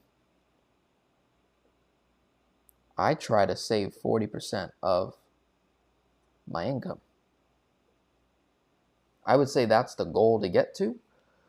But even if it's anywhere between at least 10% or more, I'm happy. Happy with that. And now we've identified what we're trying to solve for, replacing this income so that they can transition into something else. I think with this family, they want, specifically husband wants to replace wife's income so she doesn't have to work. That's currently what I'm doing in my household as well. I'm personally working toward replacing my wife's income, which is a 6-figure income. I'm working to replace that as quickly as I can. So if I'm to replace my wife's income of 6 figures, does it make sense for me to fund a 401k? No. 29 years old, I gotta wait all the way till 59 to retire my wife to access that cash that was being used to create cash flow? No, it doesn't make sense. So I need to put my money in liquid accounts where it can generate cash flow, build wealth today, create cash flow today, and then I can take that cash flow, live off of it, or add to my income base so that my wife no longer has to work and she can transition into the next thing that she wants to do with her life. So in this case, we've got Velocity Banking paying down that debt. They've decided to ignore the mortgage. Once they get rid of this, they'll ignore the mortgage. And we're going to come up with parameters of funding a whole life insurance contract, which could be part of the same velocity banking rules that I use. So what did I say earlier? Cash flow times 12, right? Is 50,000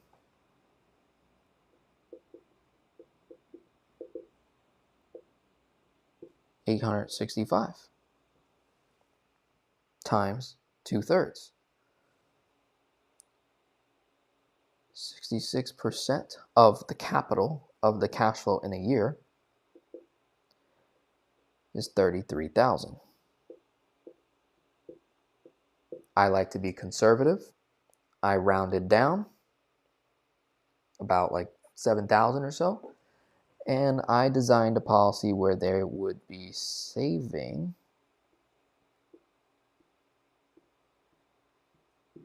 $25,000 per year in a whole life insurance contract that's guaranteed to grow over time. It's going to pay non-guaranteed dividends and guaranteed dividends, growth.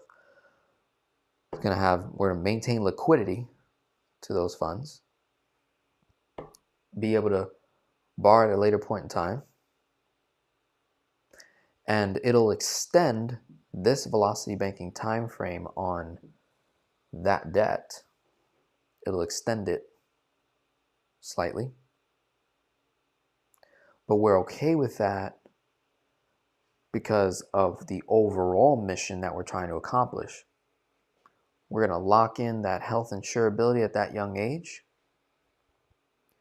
We can design a policy where we can fund $25,000 a year, not be obligated to it, and we can leverage the equity in the HELOC to basically make that happen, because 100% of our cash flow was going to the HELOC. So there's two routes you can go. You can just wait till you get to zero on the line of credit and then do the policy. Totally fine. It's just going to take longer. Or you do a combination, paying down the line, go through the approval, education phase, waiting period process. You can start the policy, get it funded, and treat it like an expense here. So you can say, okay, 25 grand divided by 12, 2,000 a month. So you can just basically add $2,000 of expenses to that lifestyle. Reduce the cash flow, but you keep doing velocity banking. Hopefully that makes sense.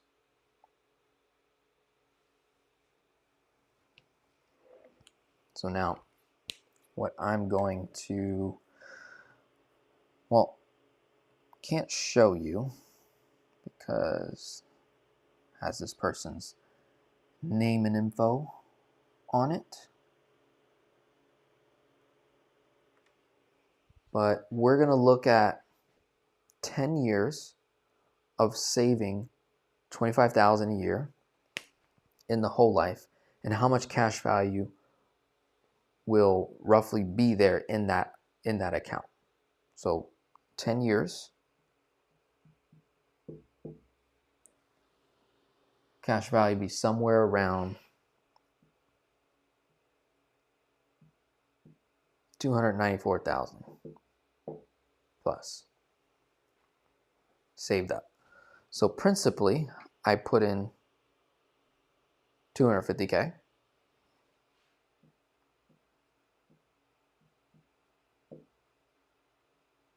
Principal, and the cash value grew to $294. Top of that, we have a death benefit of, say,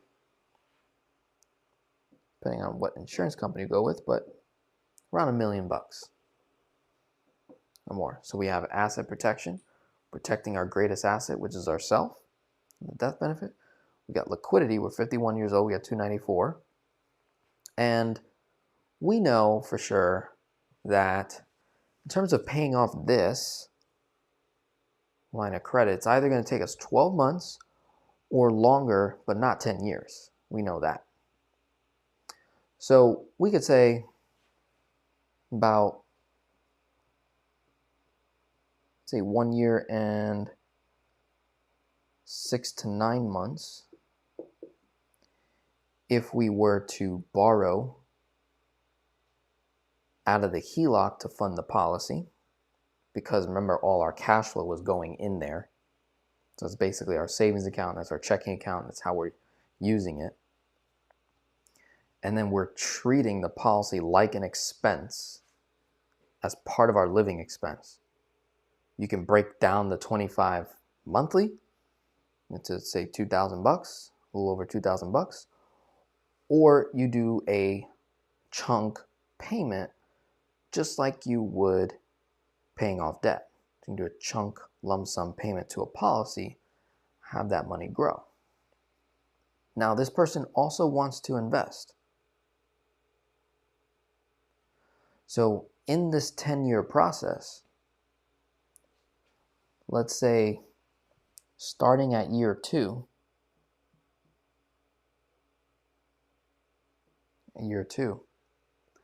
the line of credit is 0. So HELOC at 0. We have, let me just do this number again so it's just get a little more accurate. So 2,083.33, 423875 minus 2,083. So let's say our cash flow now is down to $21.55.42 a month. Where could I store dollars and invest? What did I say earlier? So I could take this $21.55. This person has a business already, and we can direct that $21.55 toward their business, aka invest in yourself.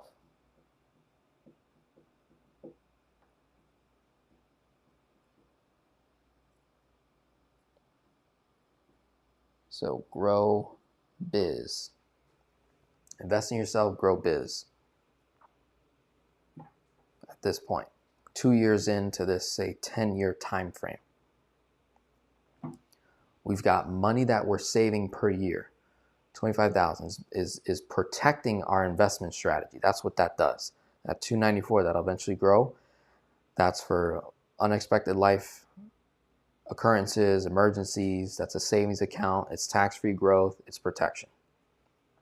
Then you've got the other bulk of the cash flow that's left over from year 2 and onward with a paid off HELOC at 0 balance owed. And now I'm saying invest in yourself more, grow the biz that this husband has already, and let's work toward 10x. Even if you fail miserably in 2x, you give me so much more cash flow to work with. So I go to 95 to 1800, boom, I already replaced wife's income within a 10-year time frame or less. So that would be the goal. 10x, 2x, whatever it is, I'm multiplying the income now. Investing in myself while saving money off to the side. There's 2 other financial vehicles that we could use as safety protection. We'll have less liquidity, but there's going to be tax advantages along the way. And that may balance itself out. So the next 2 accounts, financial vehicles that I would personally look at: self-directed HSA,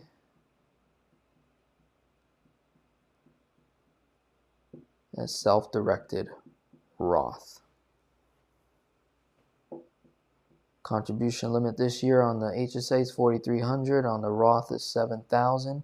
When you're married, it's times 2. So it could be $14,000 because both of them work. You can have 2 separate Roth IRAs. And we could be saving money in that way. So sit with that. It's another opportunity.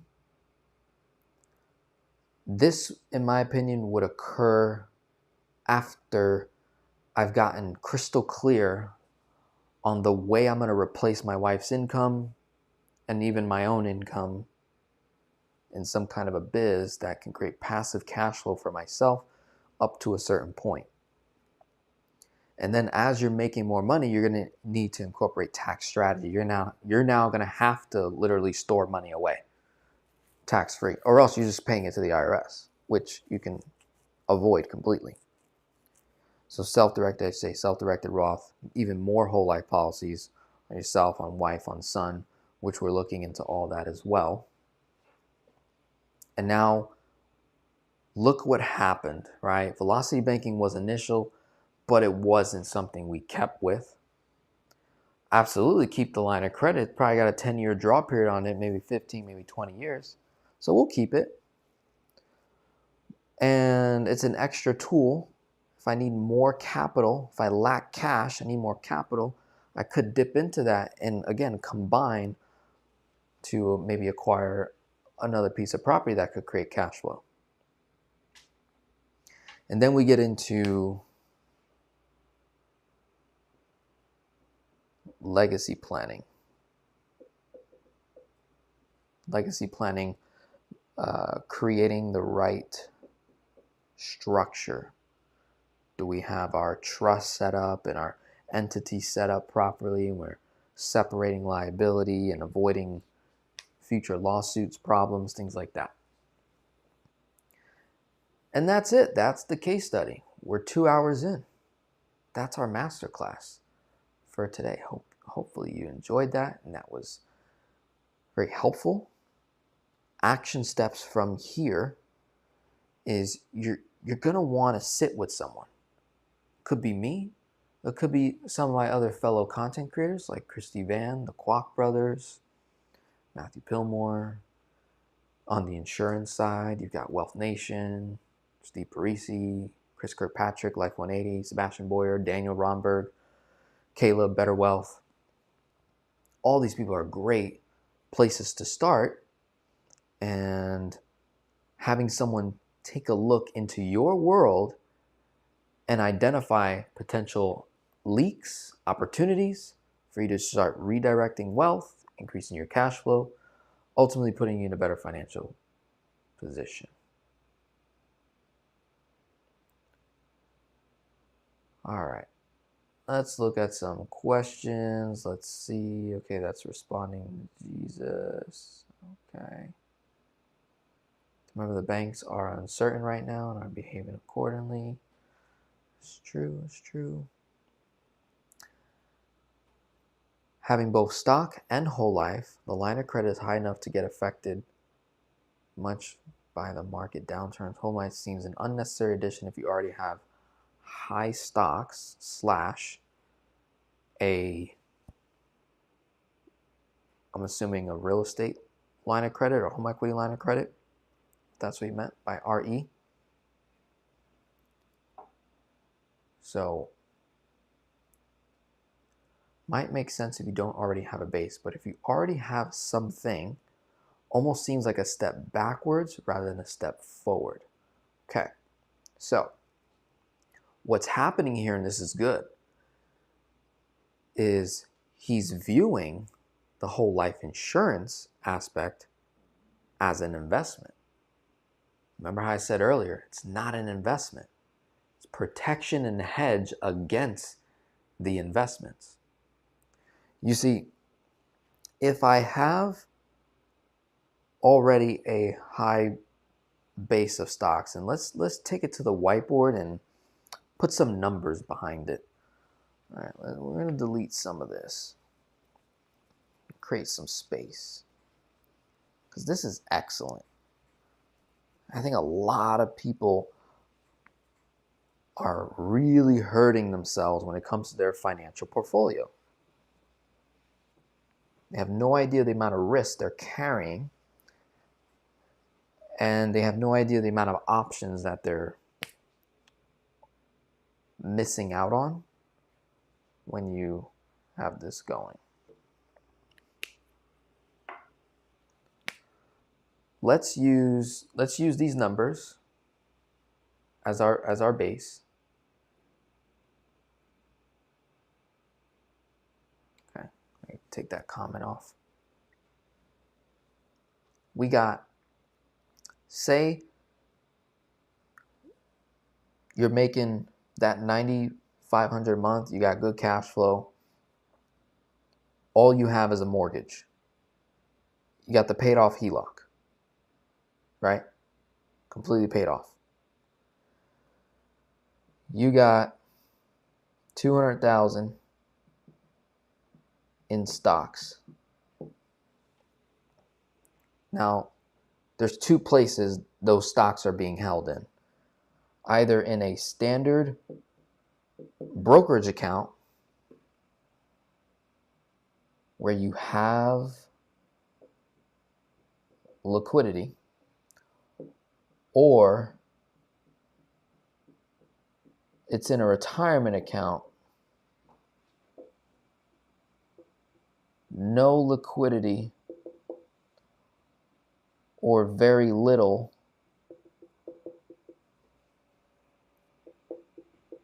till 59 and a half. Now, let's say, for the person I'm working with, Oz, I'm gonna call you Oz, you got 200,000 in stocks. That's 100% risk. Do we agree with that? And for those that are present now with me, do we agree that stocks has 100% risk? Because stocks could go to zero. Not that it will, but the possibility is there. You can lose lots of valuation. So 100% risk. When we're looking at portfolios, a financial portfolio, and we're solving for portfolio success, how do you have portfolio success in retirement if you stay in full risk?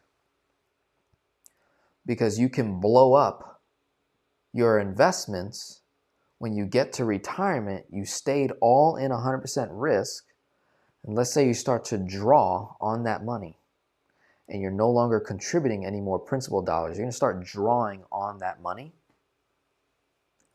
and then you have a few down years. You're going to run out of money very, very fast. Let's use an example. Let's say you got $2 million in stocks at 59 and a half. You're going to retire now.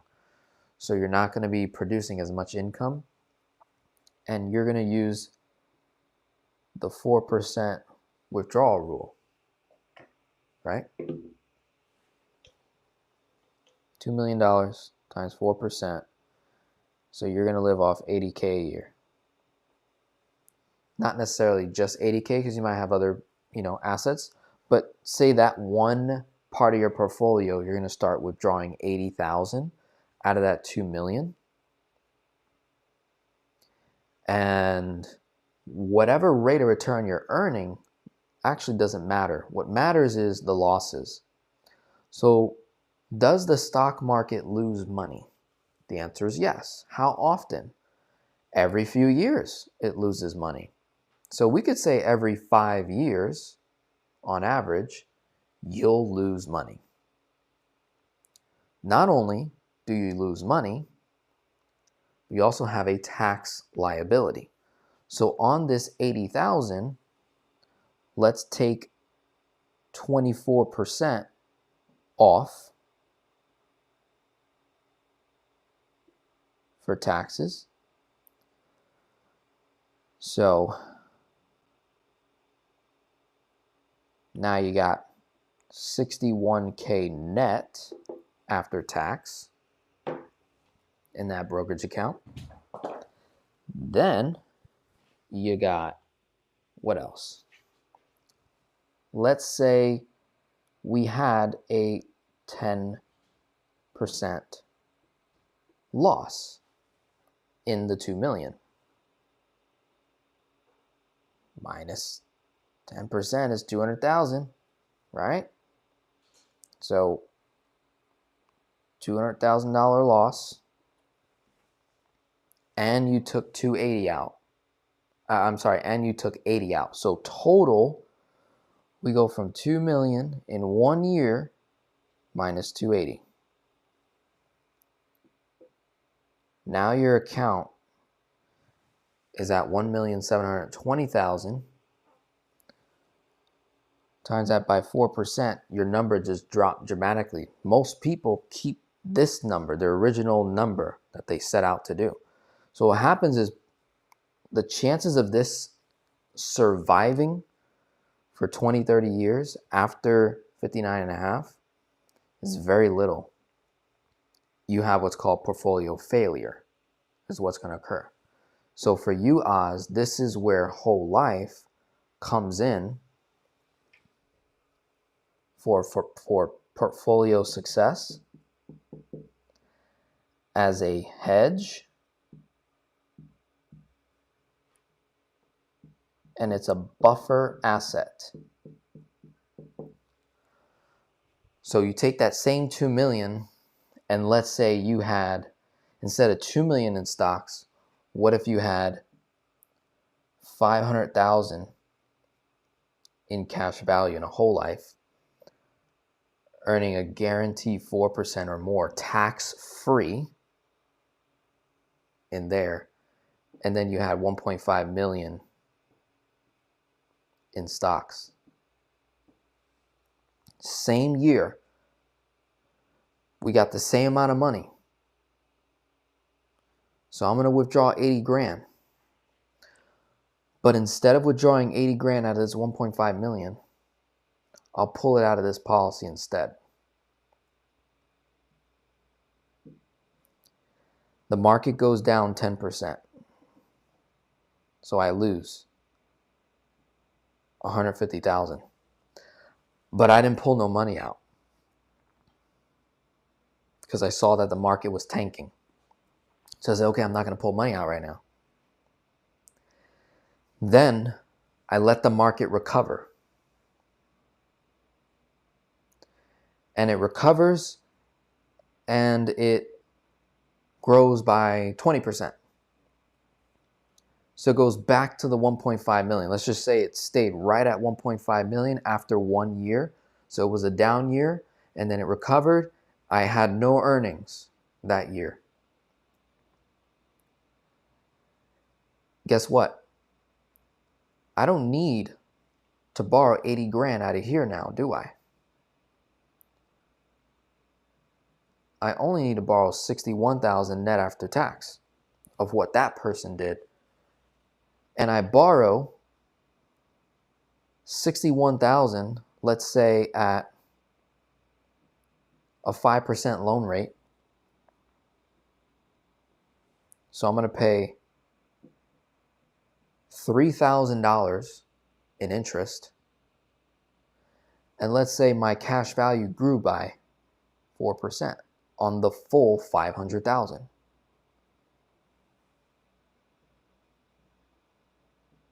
So my cash value in a year grew by 20,000. Now I'm at 520, even though I took 61 out and paid 3,050. I have two options. I could pay that 350 out of pocket with my own income,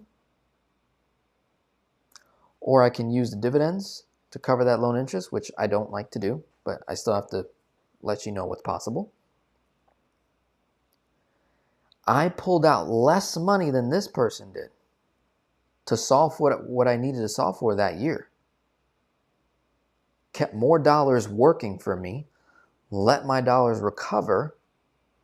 Who has a better chance of portfolio success when you've got a buffer asset in place? The buffer asset comes in when the market goes down. When you see it going down, you see it potentially losing money.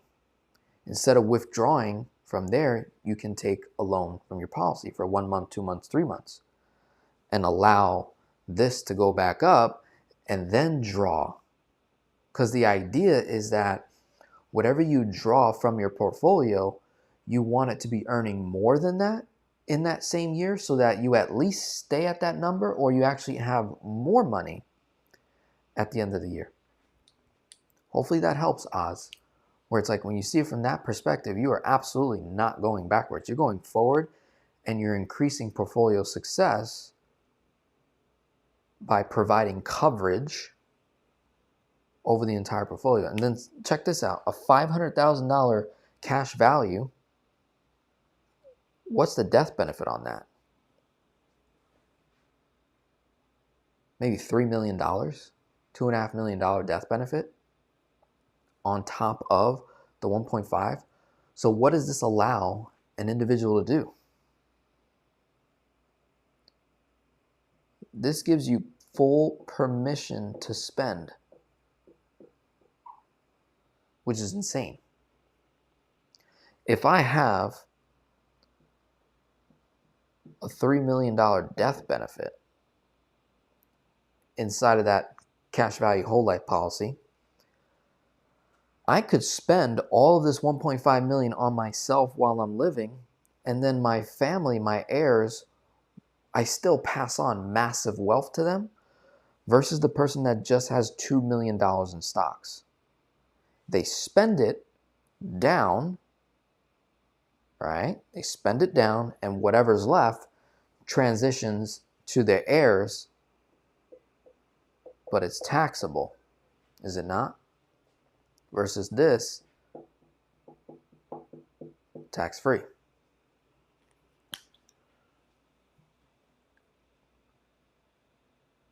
Let me know if that is helpful, Oz, if you're still here. And those of you that have been present the entire time for that, let me know your thoughts. Are you getting the whole idea of velocity banking to pay off debt, or to pay off as much debt as it makes sense, turn velocity banking off, turn on infinite banking for saving, hedging, tax-free growth, guaranteed growth, invest in yourself, build up your income simultaneously while saving money, solve for cash flow to replace your activity income over a shorter period of time, play the tax game, reduce tax liability, and ultimately build a portfolio that will have success, that once you reach older age, 59 and onward, your chances of portfolio success are way higher than the standard individual, because you incorporated risk and non-risk. Non-risk protecting the risk that your portfolio is taking. And when it comes to sequencing of returns, distribution of assets, you're able to say, okay, this asset's underperforming right now. I'm not going to pull income from there. I'll pull from my whole life, because whatever I pay in interest inside of here, it's ultimately coming back to me in the form of dividends more than what I paid in loan interest. Cover what I need. I'm going to buffer against the other assets that's underperforming, allow that to recover. Once it recovers, okay, now I'll pull some cash flow from there. I pull cash flow from there. Guess where I can park some of that money if I don't need it? In my whole life.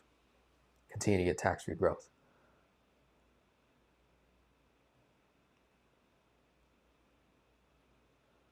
Ruthie says, I was looking into Alex Albaran to use as a coach to build my business, but right now cannot afford him. What do you recommend? Ruthie, we're working together one-to-one.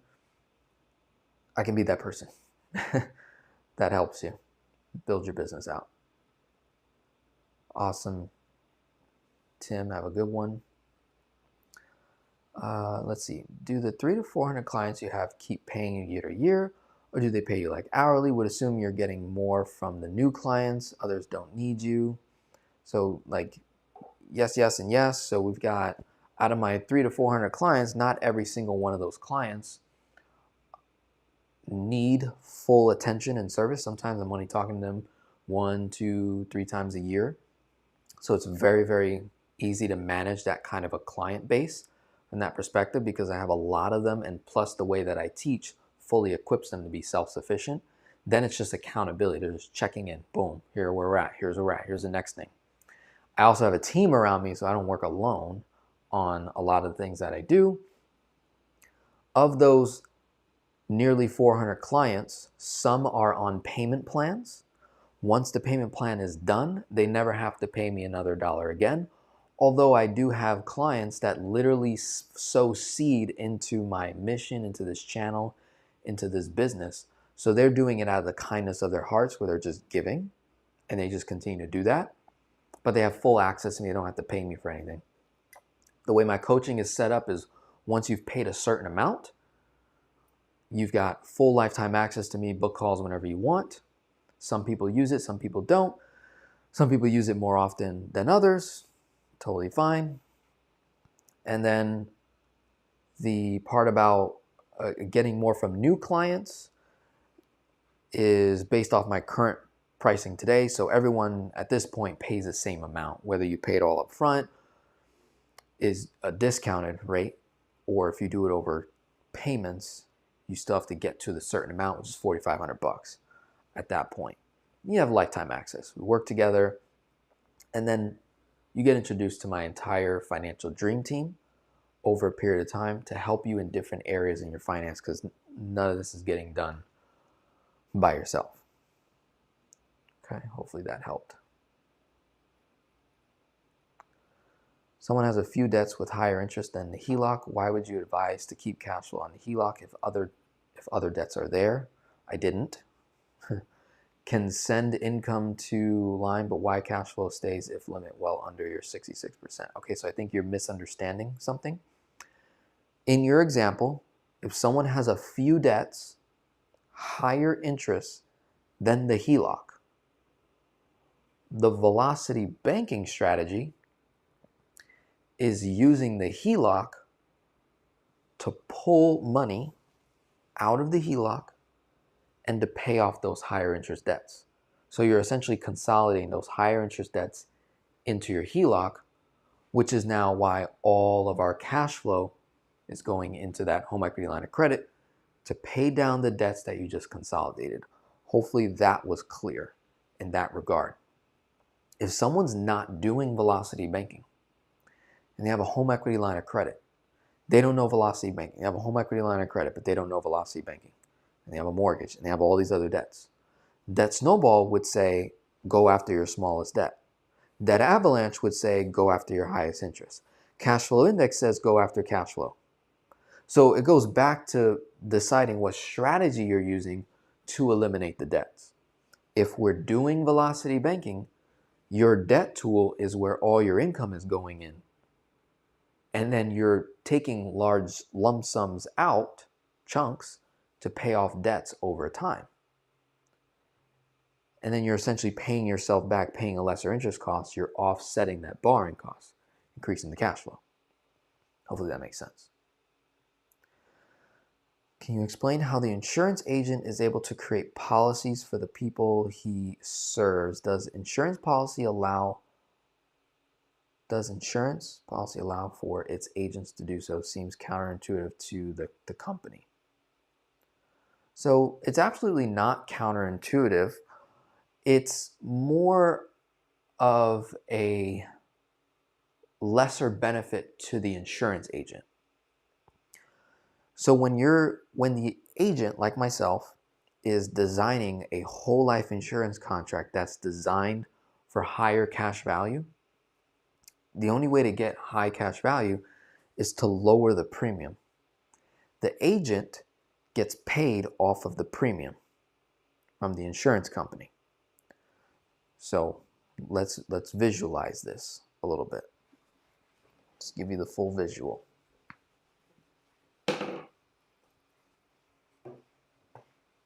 There's 3 parties involved when you are building out a life insurance contract. You got 3 parties involved.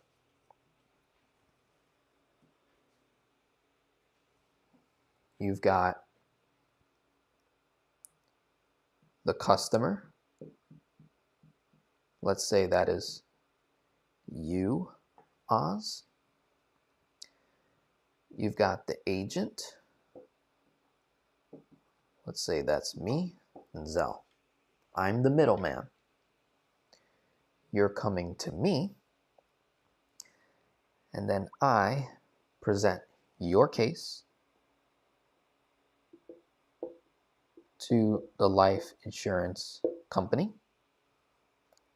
And we'll just give that company a name. Let's say Mass Mutual. Could be other companies. Let's just give it a name for now.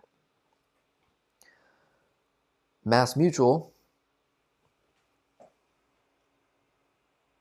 provides the product.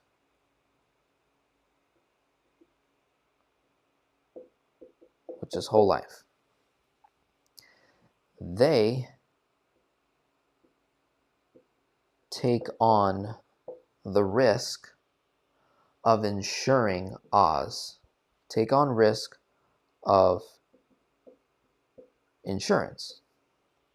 If Oz dies, this life insurance company pays a massive death benefit to Oz's family rather than Oz's family figuring out how to deal with Oz's death. That's first and foremost that Mass Mutual solving for. When Denzel sells Oz the whole life policy, he's making a commission primarily based off the premium. So let's say Oz wants to start a policy at $25,000 a year. What is the percentage of the $25,000 that's going to premium? Okay. If I gave him a premium of exactly $25,000, that means 100% of his $25,000 went to whole life insurance expense. So you would have $0 in cash value day one. And then let's say my commission is 100%. So I would make $25,000. So Oz gave Mass Mutual 25 grand. Mass Mutual pays Denzel for the business 25 grand. And now Mass Mutual takes on the risk of insuring Oz. And as long as Oz pays $25,000 year over year over year for as long as he wants, it eventually reduces the risk on the life insurance side because they're taking Oz's 25 grand. They take a first year loss, they pay it to the agent. And then every year thereafter, they're keeping the bulk of that 25 and it's going to start growing. They're going to invest it. They're going to grow it according to the rules and regulations that life insurance companies are held to. And the customer receives the death benefit and all that protection. So where the counterintuitive part occurs is, what if I set your premium all the way down as low as $2,500? So now I take a haircut commission of over $20,000 and only make, say, $2,500 on that one policy. So I take the haircut commission. Mass Mutual is now able to give the customer more cash value day one. And that's the relationship. That's the way it works. So it's up to the agent and the customer to have a relationship to figure out the best way to design a policy that covers the needs and solves for the strategy that they're looking to do. Hopefully that was helpful.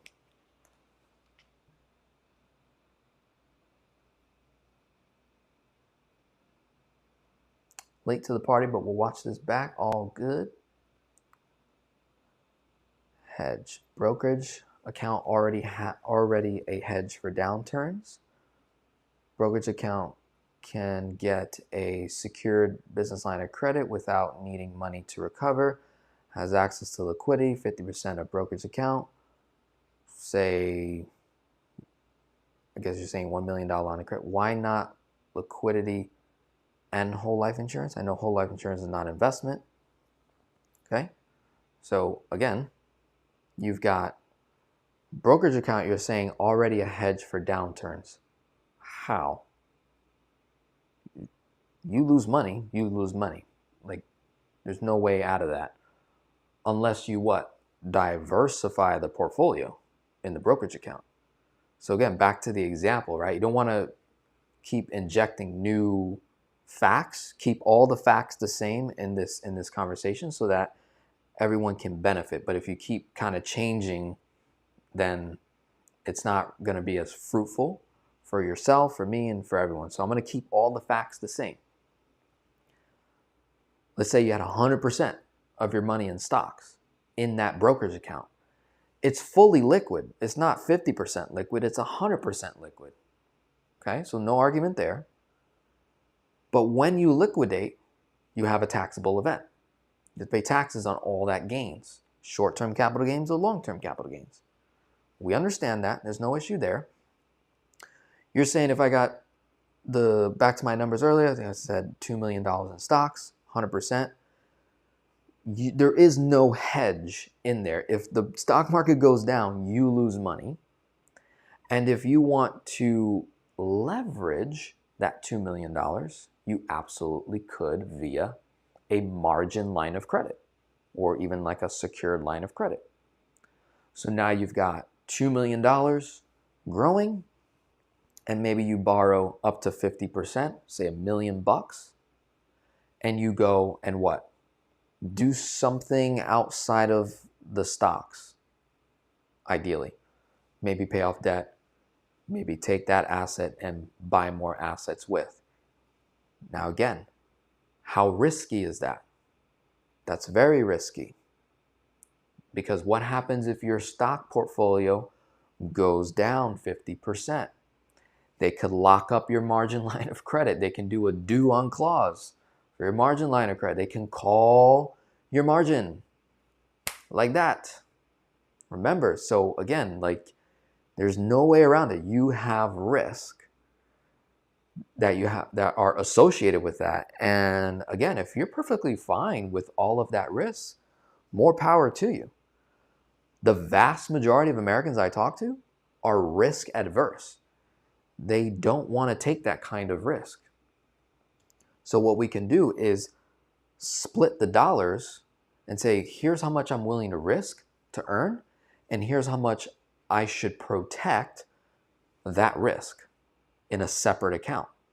And that money's going to grow tax-free, guarantee it's going to have a death benefit. I mean, what other product can provide a death benefit, liquidity, tax-free growth, access to cash value, living benefits? There's so many ands to that asset that would complement the portfolio, not take away.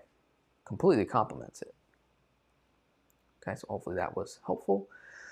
In another one of your videos, you pay down HELOC at lower interest rate when case study has credit card at much higher rates. Why not keep line of credit always at 66% and extra goes toward pay off credit card? Good question. The answer is risk. That's the key ingredient here. So we're going to create some space. Again, on the board, we're going to use your example here. Okay? So again, mind you, you got to get the full context of what's going on with the person at the time. So let's use this person. Okay, let's use this person's numbers.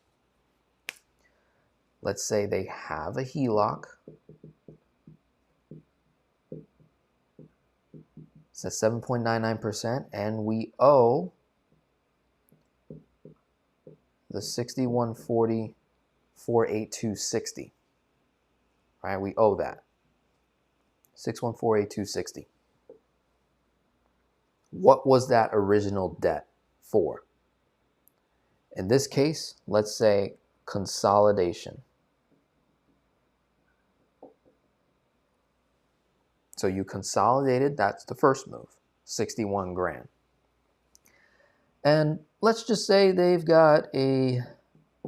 still have more credit card debt.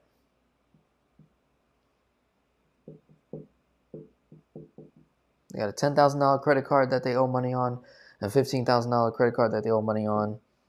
It's at 25%, 29.99. Let's do, this is say $220 a month. And let's say this is $325 a month. So these are your monthly payments. We got the credit limit's $100,000. 100,000 times 2/3, right? 66K. So the question is, why not put these two in the HELOC? I think that's pretty much what Oz is saying. Just, in this example here, because he's quoting another video I did, right? So he's saying in one of your videos, you pay down HELOC's rate when the case study has credit card at much higher rates. Why not keep line of credit always at 66% and the extra goes toward pay off credit card? So what he's saying is, all right, once you get it at 66K owed at 7.99, what he's saying is don't put all your income in there. Pay the monthly minimum amount and then send your cash flow towards these credit cards and then maybe go back to the line of credit. Where I'm coming from, you're injecting more risk. So now you got more risk.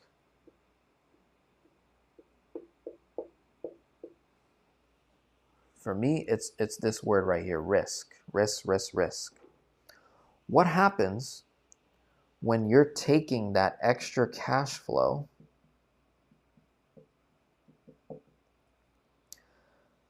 paying it toward these credit cards, 100%, let's say, and then an emergency happens. Emergency happens, you need money.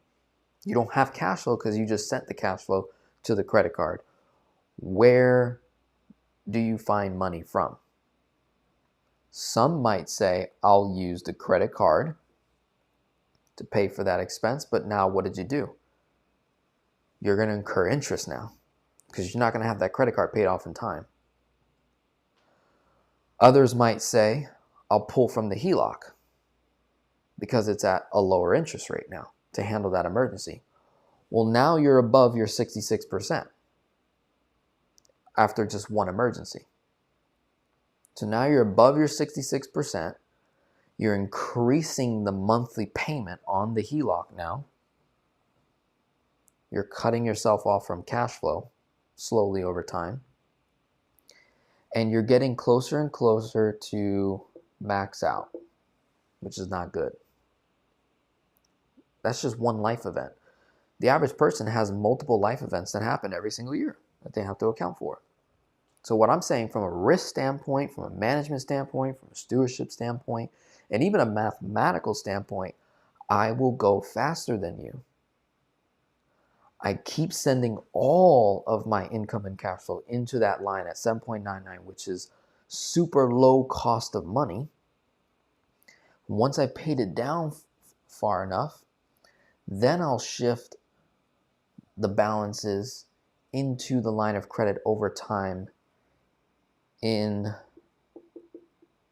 smaller chunks because it's less riskier. Less risk. That's why.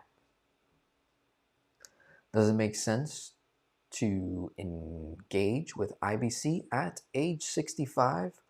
Probably not for a lot of folks that live the American diet. If you live the traditional American diet, it's just a matter of getting qualified first.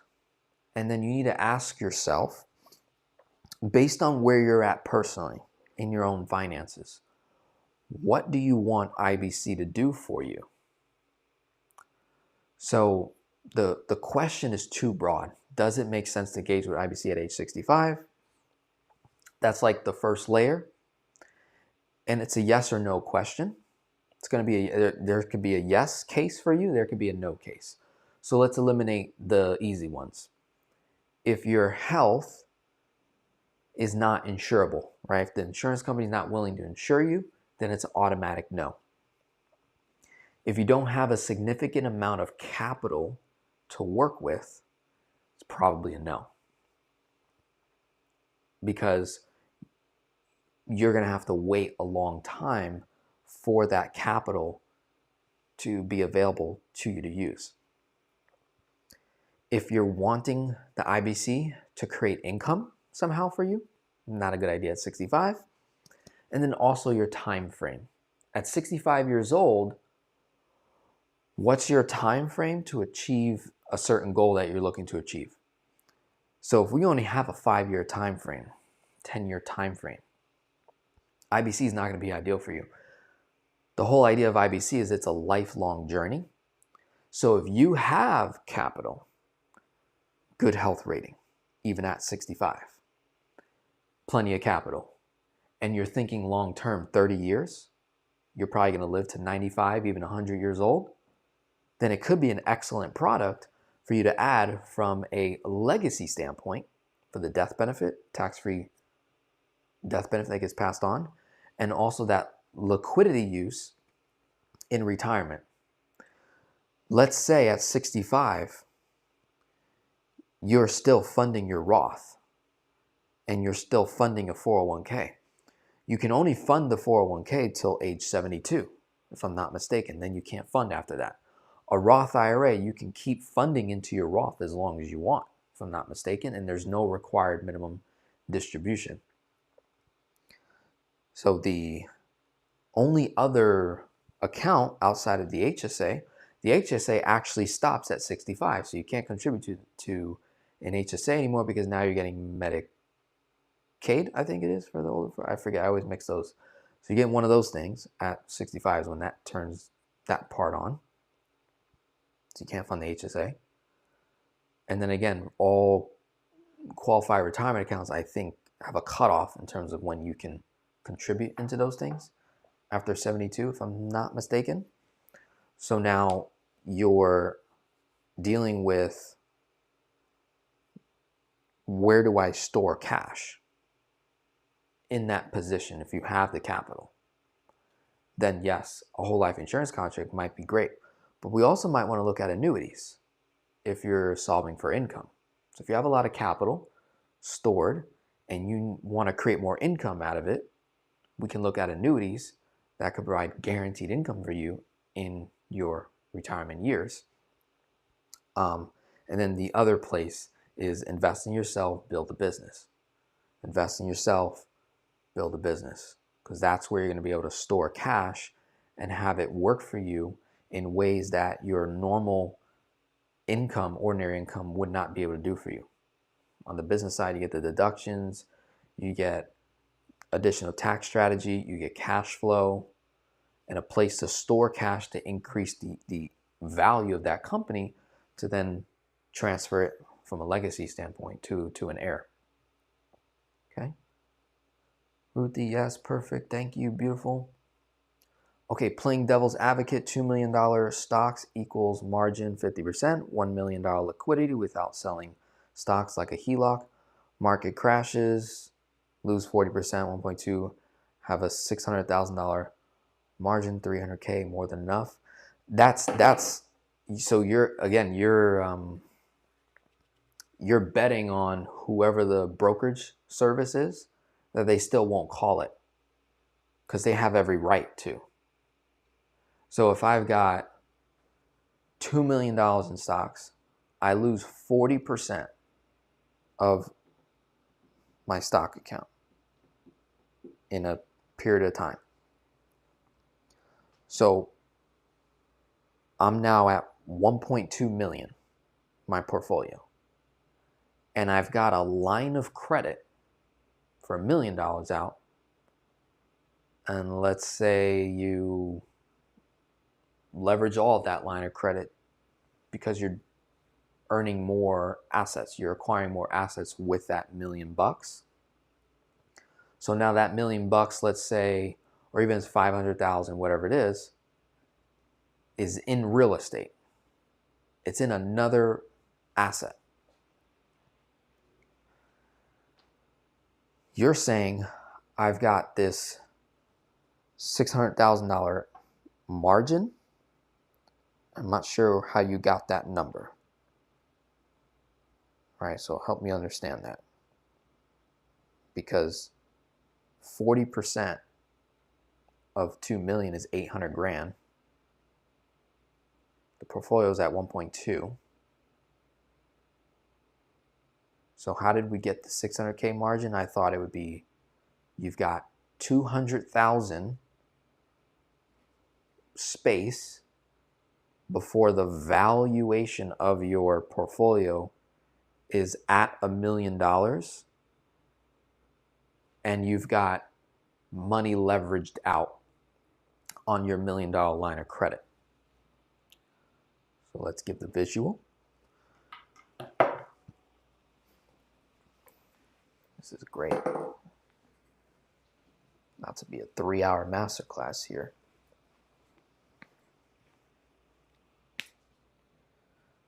So 2 million stocks. Oz says it goes down 40%, so you lose 800K. Now you got 1.2 million. And we've got a $1 million line of credit. And let's say he's leveraging that in real estate, hopefully earning more than whatever his interest cost is on the line of credit and what he could have earned in the account had he just left the money alone. So let's hope he's earning more. So we got money that's now locked up, right? Because you acquired more debt. 1.2, think about it, for a brokerage, Fidelity, Schwab, Vanguard, whatever, if they see Oz leveraging $1 million over here, or whatever the amount is above, say, 50, 66% or whatever, his account value goes down to 1.2 million, hasn't sold anything.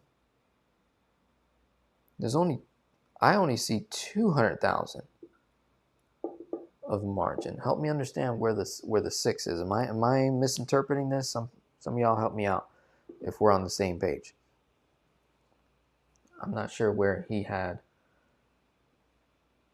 the 600K margin. I only see a $200,000 gap between 1.2 and $1 million. And you mean to tell me that you're betting that that brokerage account's not going to lock you up, potentially? Lock up that line of credit or call that margin? And meanwhile, you got all these things going on. So again, this boils down to risk capacity. If I was to ask the crowd here, for the 27 plus people watching, would you do this deal? If you had $2 million in stocks and you're going to leverage a line of credit and go invest it somewhere, you're going to borrow all of it out, would you be willing to take that risk? So it really just it keeps coming down to risk capacity. If I'm willing to do that, go for it.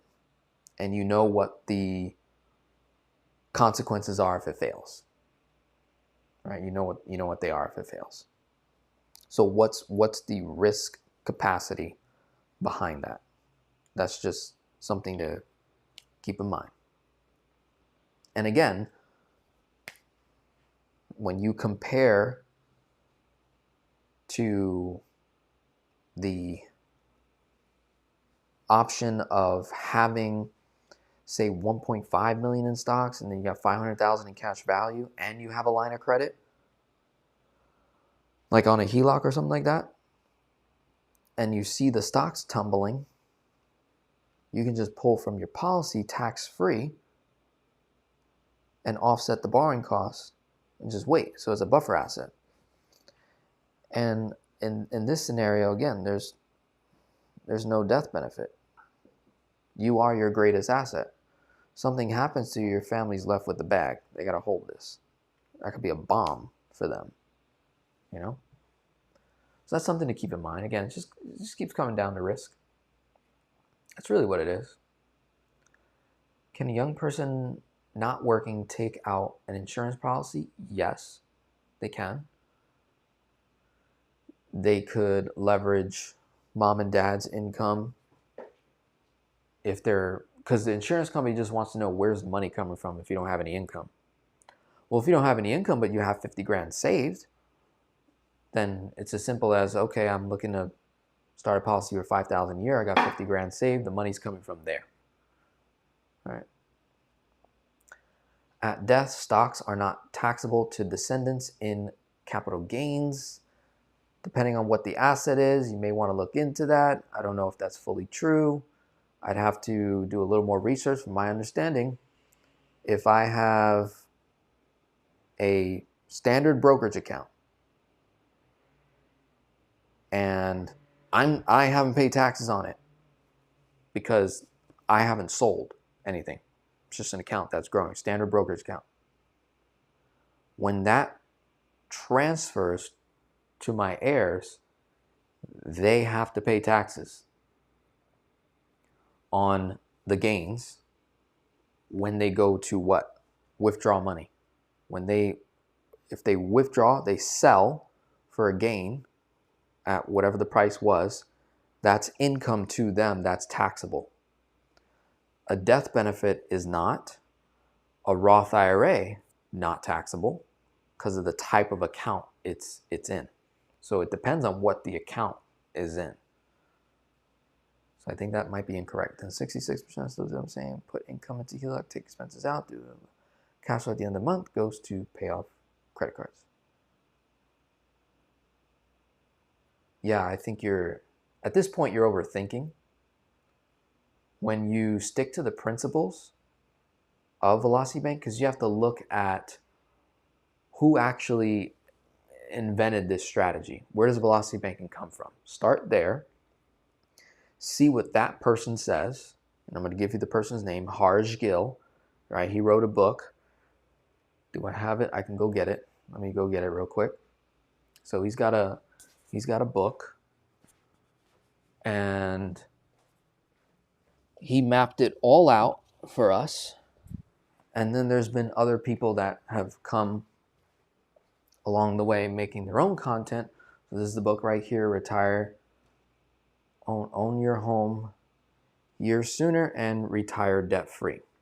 So that's the book that you're going to want to buy. So you can go to the source, see what the source is saying about how to use this strategy effectively and efficiently, and let math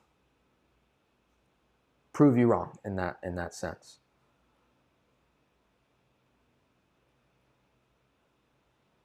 Margin only call when balance reaches 50% of the total portfolio. I don't need to borrow entire 1 million. No, that's true.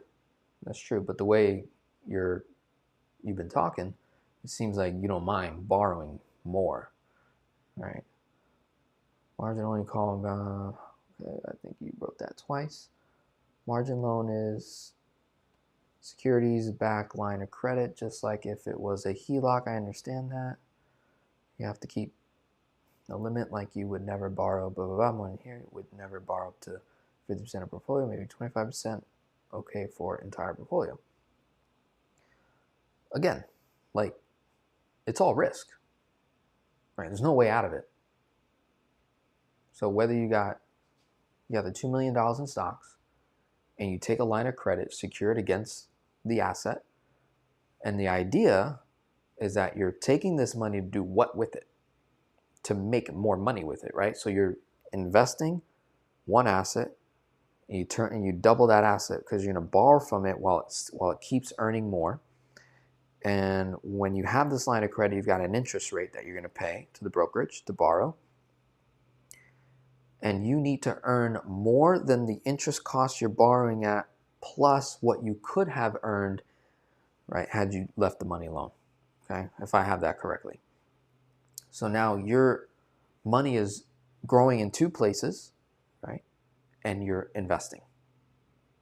I have no problem with that. I don't think there's any issue there. What I'm saying is do that and have your HELOC and have some life insurance. Have another location where you've got guaranteed growth year over year over year, because that $2 million portfolio will go down, will go up, will go down. Versus you'll have another asset account, a buffer account, a hedge account that goes nowhere but up on a guaranteed tax-free basis. Right? That's all I'm saying. This is out of my understanding about stocks. All good. We are learning, though. You're learning. You are learning. If you are still working and have not taken Medicare, you can still fund an HSA. Not after 65, though. Not after 65.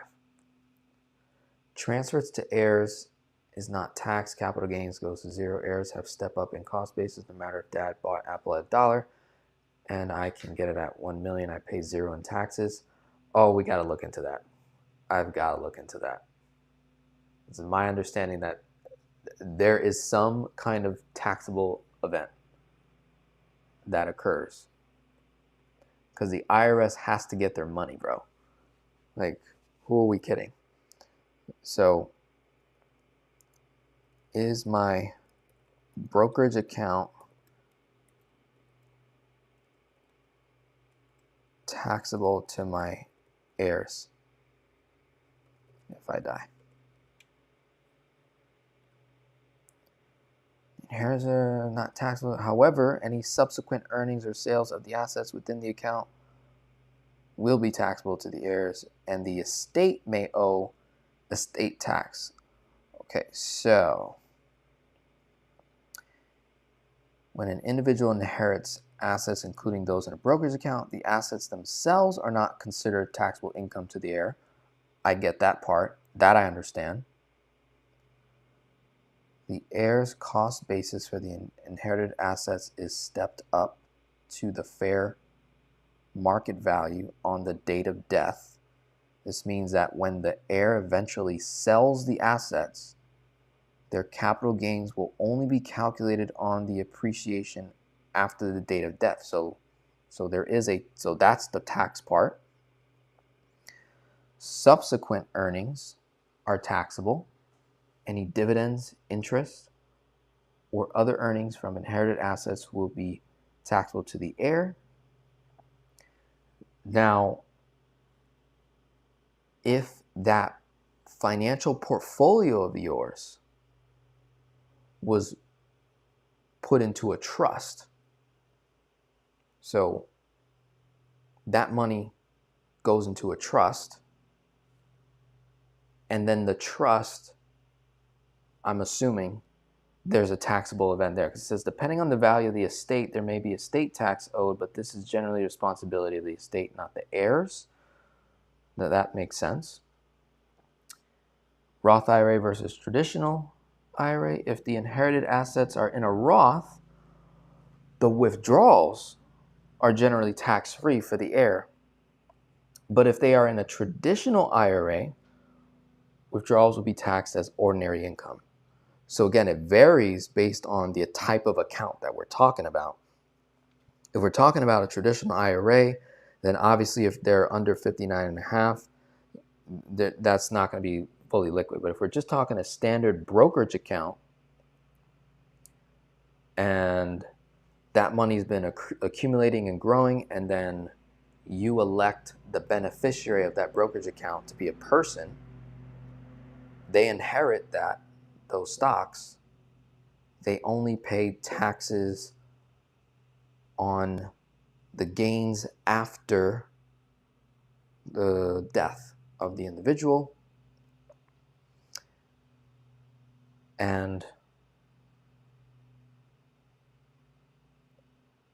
where we have to figure out is, if I inherited $1 million of a brokerage account, just boom, transfer right to my name, didn't go through probate or anything like that, which I don't think it would.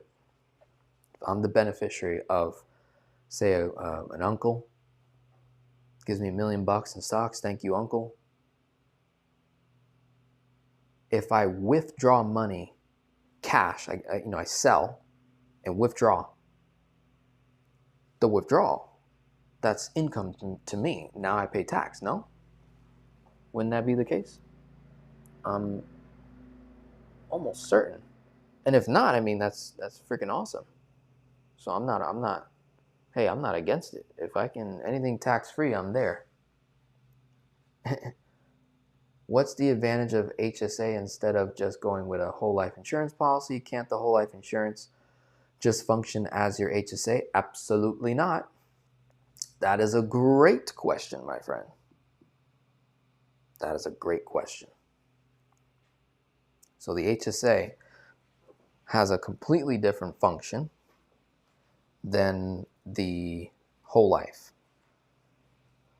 So the whole life is not an end-all be-all product. It solves a lot of things, but not all things. So you got your whole life insurance. This is after tax dollars. And then you got the HSA. This is pre-tax dollars that go in. So the contributions,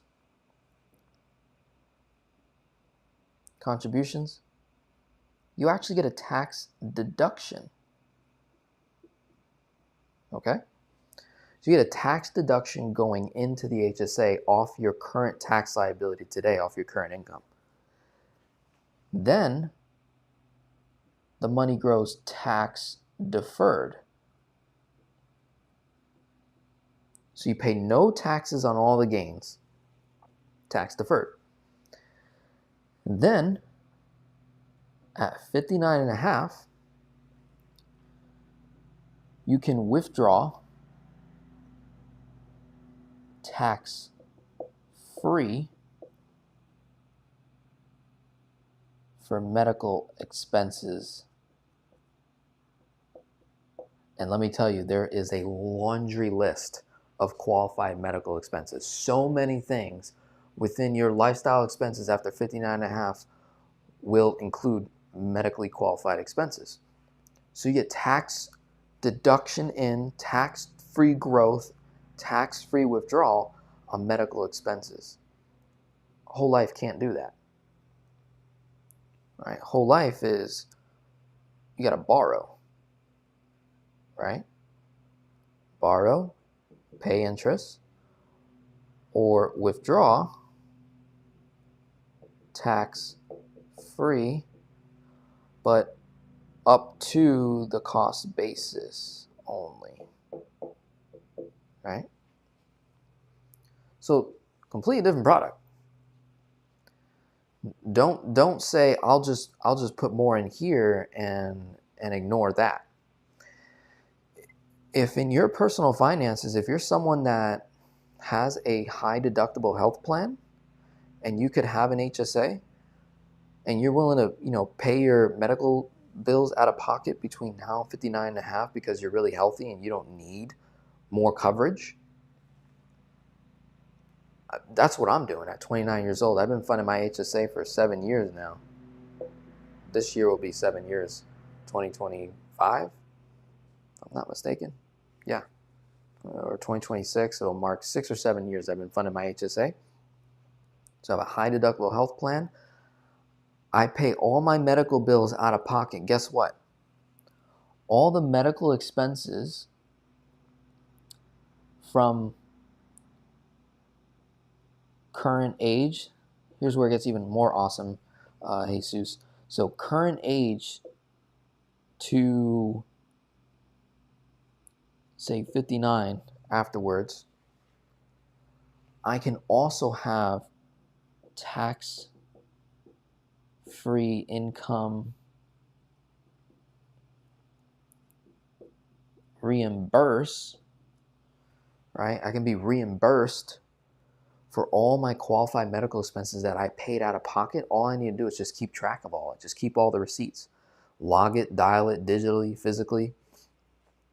And I go to the IRS and I reimburse myself after 59.5 tax-free income for all the qualified medical expenses I had from age 23 all the way to 59.5. The whole life can't do that. So, I mean, it's a game changer type of an account. So do not sleep on that. If I sell $1 million stock at date of death, I pay 0 taxes. If I don't sell, I don't pay taxes. If I keep it, get it 2 million. My kids pay 0 taxes when I die. Apple stock, insert everything that can then be leveraged like a HELOC. Has to be in a brokerage account, not with 401k. 401k is tax deferred because you put money in, poured it on. Okay, yeah. So I definitely understand that. It doesn't work like that. Brokerage is 0 taxes. Beautiful. I'm game. Like, I'm not even complaining. I just really thought that even in a brokerage account, whatever amount of money I had in there, if I hadn't paid taxes on the gains because I haven't sold, my kid sells to get cash flow. That part, I think that's the only part. You're telling me that's not income tax? The son takes it? Like, that's what I would assume. But if that's not the case, I'm not complaining. I'm really not. I'm not upset. I just know that, IRS likes to get their money. So not having it in the right accounts, and then also the whole idea about trust and estate tax planning and all that good stuff probably plays a role.